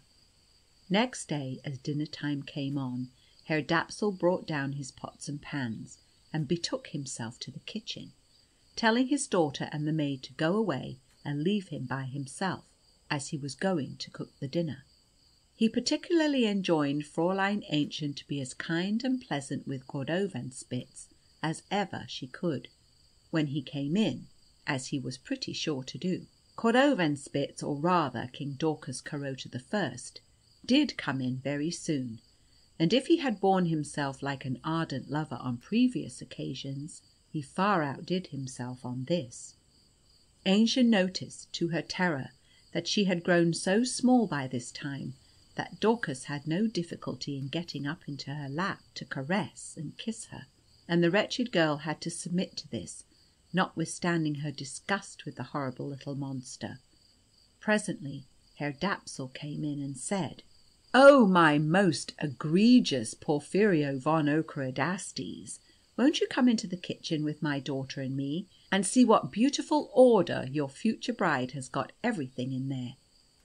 Aennchen had never seen the wicked, malicious look upon her father's face before, which it wore when he took little Dorcas by the arm, and almost forced him from the sitting-room to the kitchen. At a sign of her father's she went there after them. Her heart swelled within her when she saw the fire burning so merrily, the glowing coals, the beautiful copper pots and pans. As Herr Dapsul drew Cordovanspitz closer to the fireplace, the hissing and bubbling in the pots grew louder and louder, and at last changed into whimpering and groaning, and out of one of the pots came voices crying, "O Dorcas, Carota, O King, rescue your faithful vassals, rescue us poor carrots, cut up, thrown into despicable water, rubbed over with salt and butter to our torture. We suffer indescribable woe, whereof a number of noble young parseys are partakers with us." And out of the pans came the plaint, "O Dorcas, Carota, O King, rescue your faithful vassals, rescue us poor carrots. We are roasting in hell, and they put so little water with us that our direful thirst forces us to drink our own heart's blood." And from another of the pots came, "O Dorcas, Carota, O King, rescue your faithful vassals, rescue us poor carrots. A horrible cook eviscerated us, and stuffed our insides full of eggs, cream, and butter, so that all our ideas and other mental qualities are in utter confusion, and we don't know ourselves what we are thinking about." And out of all the pots and pans came howling at once a general chorus of "Oh, Dorcas, Carota, mighty King, rescue us, thy faithful vassals, rescue us poor carrots." On this Cordovanspitz gave a loud croaking cry of "Cursed, infernal, stupid humbug and nonsense!" sprang up with his usual agility on to the kitchen range, looked into one of the pots, and suddenly popped down into it bodily. Herr Dapsul sprang in the act of putting on the cover, with a triumphant cry of "A prisoner!" But with the speed of a spiral spring Cordovanspitz came bounding up out of the pot, and gave Herr Dapsul 2 or 3 ringing slaps on the face, crying, "Meddling goose of an old cabalist, you shall pay for this. Come out, my lads, one and all." Then there came swarming out of all the pots and pans hundreds and hundreds of little creatures, about the length of one's finger, and they attached themselves firmly all over Herr Dapsul's body, threw him down backwards into an enormous dish, and there dished him up, pouring the hot juice out of the pots and pans over him, and bestrewing him with chopped egg, mace, and grated breadcrumbs. Having done this, Dorcas Carota darted out of the window, and his people after him. Fräulein Aennchen sank down in terror beside the dish whereon her poor papa lay, served up in this manner as if for table. She supposed he was dead, as he gave not the faintest sign of life. She began to lament. "Ah, poor papa, you're dead now, and there's nobody to save me from this diabolical Dorcas." But Herr Dapsul opened his eyes, sprang up from the dish with renewed energy, and cried in a terrible voice, such as she had never heard him make use of before, "Oh, accursed Dorcas Carota! I am not at the end of my resources yet. You shall soon see what the meddling old goose of a cabalist can do." Aennchen had to set to work and clean him with the kitchen besom from all the chopped egg, the mace, and the grated breadcrumbs. And then he seized a copper pot, crammed it on his head by way of a helmet, took a frying pan in his left hand, and a long iron kitchen ladle in his right, and thus armed and accoutred, he darted out into the open. Fräulein Aennchen saw him running as hard as he could towards Cordovenspitz's marquee, and yet never moving from the same spot. At this her senses left her. When she came to herself, Herr Dapsul had disappeared, and she got terribly anxious when evening came, and night, and even the next morning, without his making his appearance. She could not but dread the very worst. Fräulein Aennchen was sitting in her room in the deepest sorrow when the door opened, and who should come in but Herr Amandus von Nebelstern. All shame and contrition, she shed a flood of tears, and in the most weeping accents addressed him as follows: "Oh, my darling Amandus, pray forgive what I wrote to you in my blinded state. I was bewitched, and I am so still, no doubt. I am yellow, and I'm hideous. May God pity me. But my heart is true to you, and I'm not going to marry any king at all." "My dear girl," said Amandus, "I really don't see what you have to complain of. I consider you one of the luckiest women in the world." "Oh, don't mock me," she cried. "I am punished severely enough for my absurd vanity in wishing to be a queen." "Really and truly, my dear girl," said Amandus, "I can't make you out one bit. To tell you the truth, your last letter drove me stark staring mad. I first thrashed my servant boy, then my poodle, smashed several glasses, and you know a student who's breathing out threatenings and slaughter in that sort of way isn't to be trifled with. But when I got a little calmer, I made up my mind to come on here as quickly as I could, and see with my own eyes how, why, and to whom I had lost my intended bride. Love makes no distinction of class or station, and I made up my mind that I would make this King Daucus Carota give a proper account of himself, and ask him if this tale about his marrying you was mere brag, or if he really meant it. But everything here is different to what I expected. As I was passing near the Grand Marquis, that is put up yonder, King Daucus Carota came out of it, and I soon found that I had before me the most charming prince I ever saw. At the same time, he happens to be the first I ever did see, but that's nothing.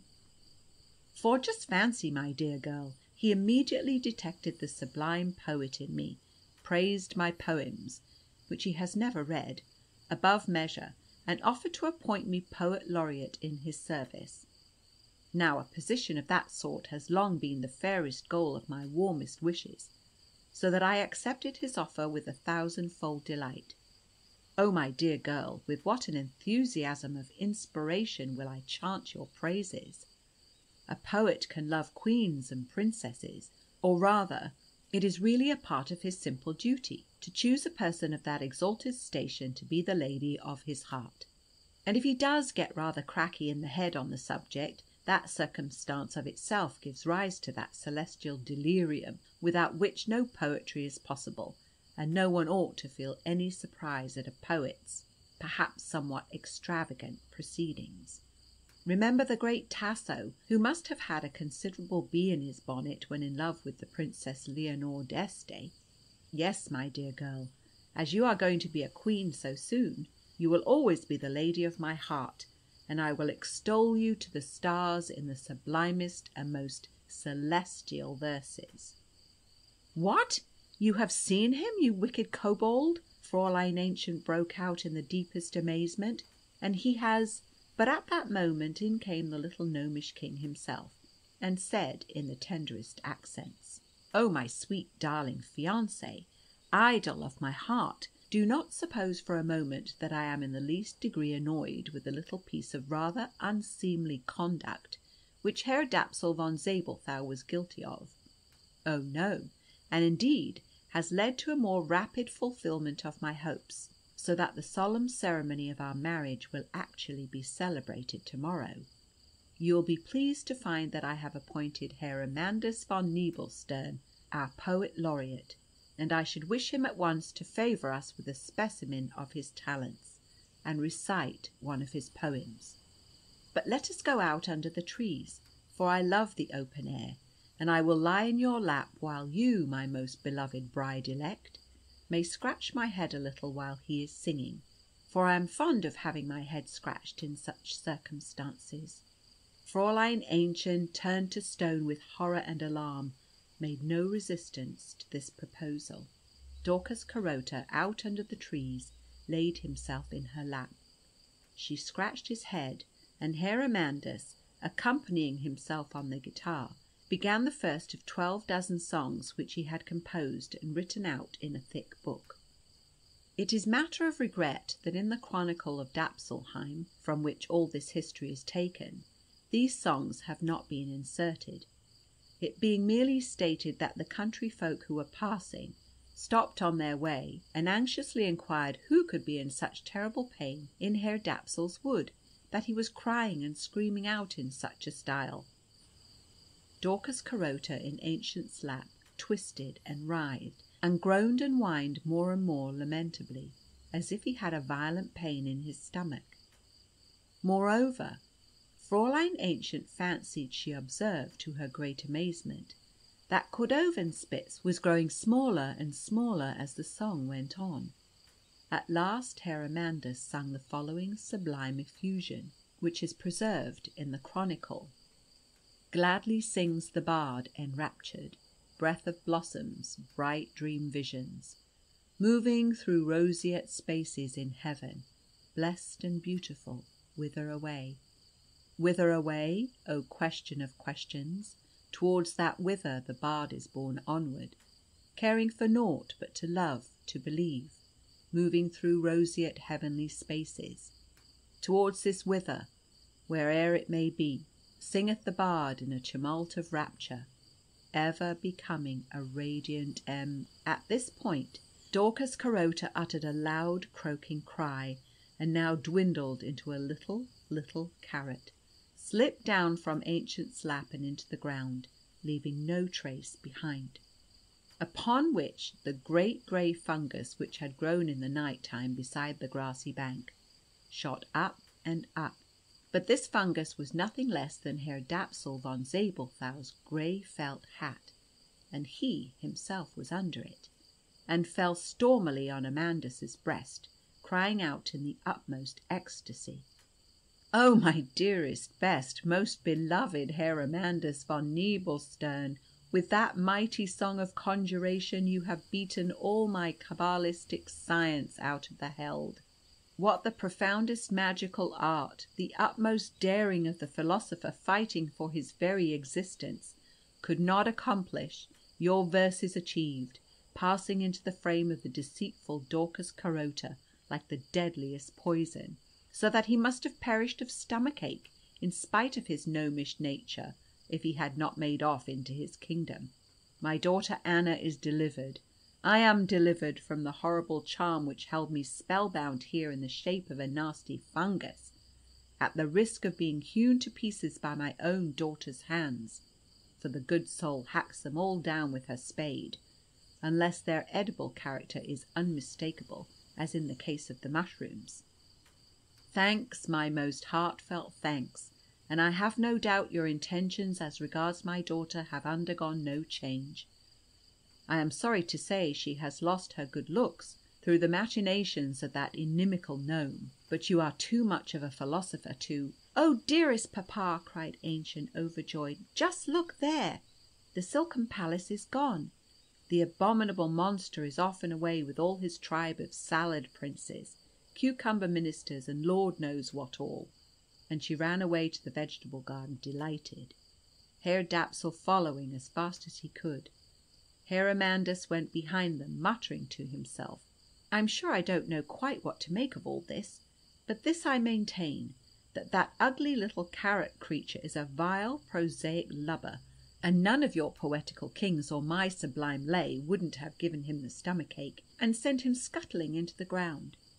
As Fräulein Aennchen was standing in the vegetable garden, where there wasn't the trace of a green blade to be seen, she suddenly felt a sharp pain in the finger which had on the fateful ring. At the same time a cry of piercing sorrow sounded from the ground, and the tip of a carrot peeped out. Guided by her inspiration, she quickly took the ring off. It came quite easily this time, stuck it on to the carrot, and the latter disappeared, while the cry of sorrow ceased. But oh, wonder of wonders! All at once Fräulein Ancient was as pretty as ever, well proportioned, and as fair and white as a country lady can be expected to be. She and her father rejoiced greatly, while Amanda stood puzzled and not knowing what to make of it all. Fräulein Ancient took the spade from the maid, who had come running up, and flourished it in the air with a joyful shout of "Now let's get to work!" in doing which she was unfortunate enough to deal Herr Amandus such a thwack on the head with it, just at the place where the sensorium commune is supposed to be situated, that he fell down as one dead. Ancient threw the murderous weapon far from her, cast herself down beside her beloved, and broke out into the most despairing lamentations, while the maid poured the contents of a watering pot over him, and Herr Dapsul quickly ascended the astronomical tower to consult the stars with as little delay as possible as to whether Herr Amandus was dead or not. But it was not long before the latter opened his eyes again, jumped to his legs, clasped Fräulein Ancient in his arms, and cried with all the rapture of affection, "Now, my best and dearest Anna, we are one another again." The very remarkable, scarcely credible effect of this occurrence on the two lovers very soon made itself perceptible. Fräulein Ancient took a dislike to touching a spade, and she did really reign like a queen over the vegetable world, inasmuch as, though taking care that her vassals were properly supervised and attended to, she set no hand to the work herself, but entrusted it to maids in whom she had confidence. Herr Amandus, for his part, saw now that everything he had ever written in the shape of verses was wretched, miserable trash, and burying himself in the works of the real poets, both of ancient and modern times, his being was so soon filled with a beneficent enthusiasm that no room was left for any consideration of himself. He arrived at the conviction that a real poem has got to be something other than a confused jumble of words, shaken together under the influence of a crude, jejune delirium, and threw all his own, so-called, poetry, of which he had had such a tremendous opinion, into the fire, becoming once more quite the sensible young gentleman, clear and open in heart and mind, which he had been originally. And one morning Herr Dapsul did actually come down from his astronomical tower to go to church with Fräulein Ancient and Herr Amandus von Nebelstern on the occasion of their marriage. They led an exceedingly happy wedded life, but as to whether Herr Dapsul's union with the Sylphide Nehabila ever actually came to anything, the Chronicle of Dapsulheim is silent.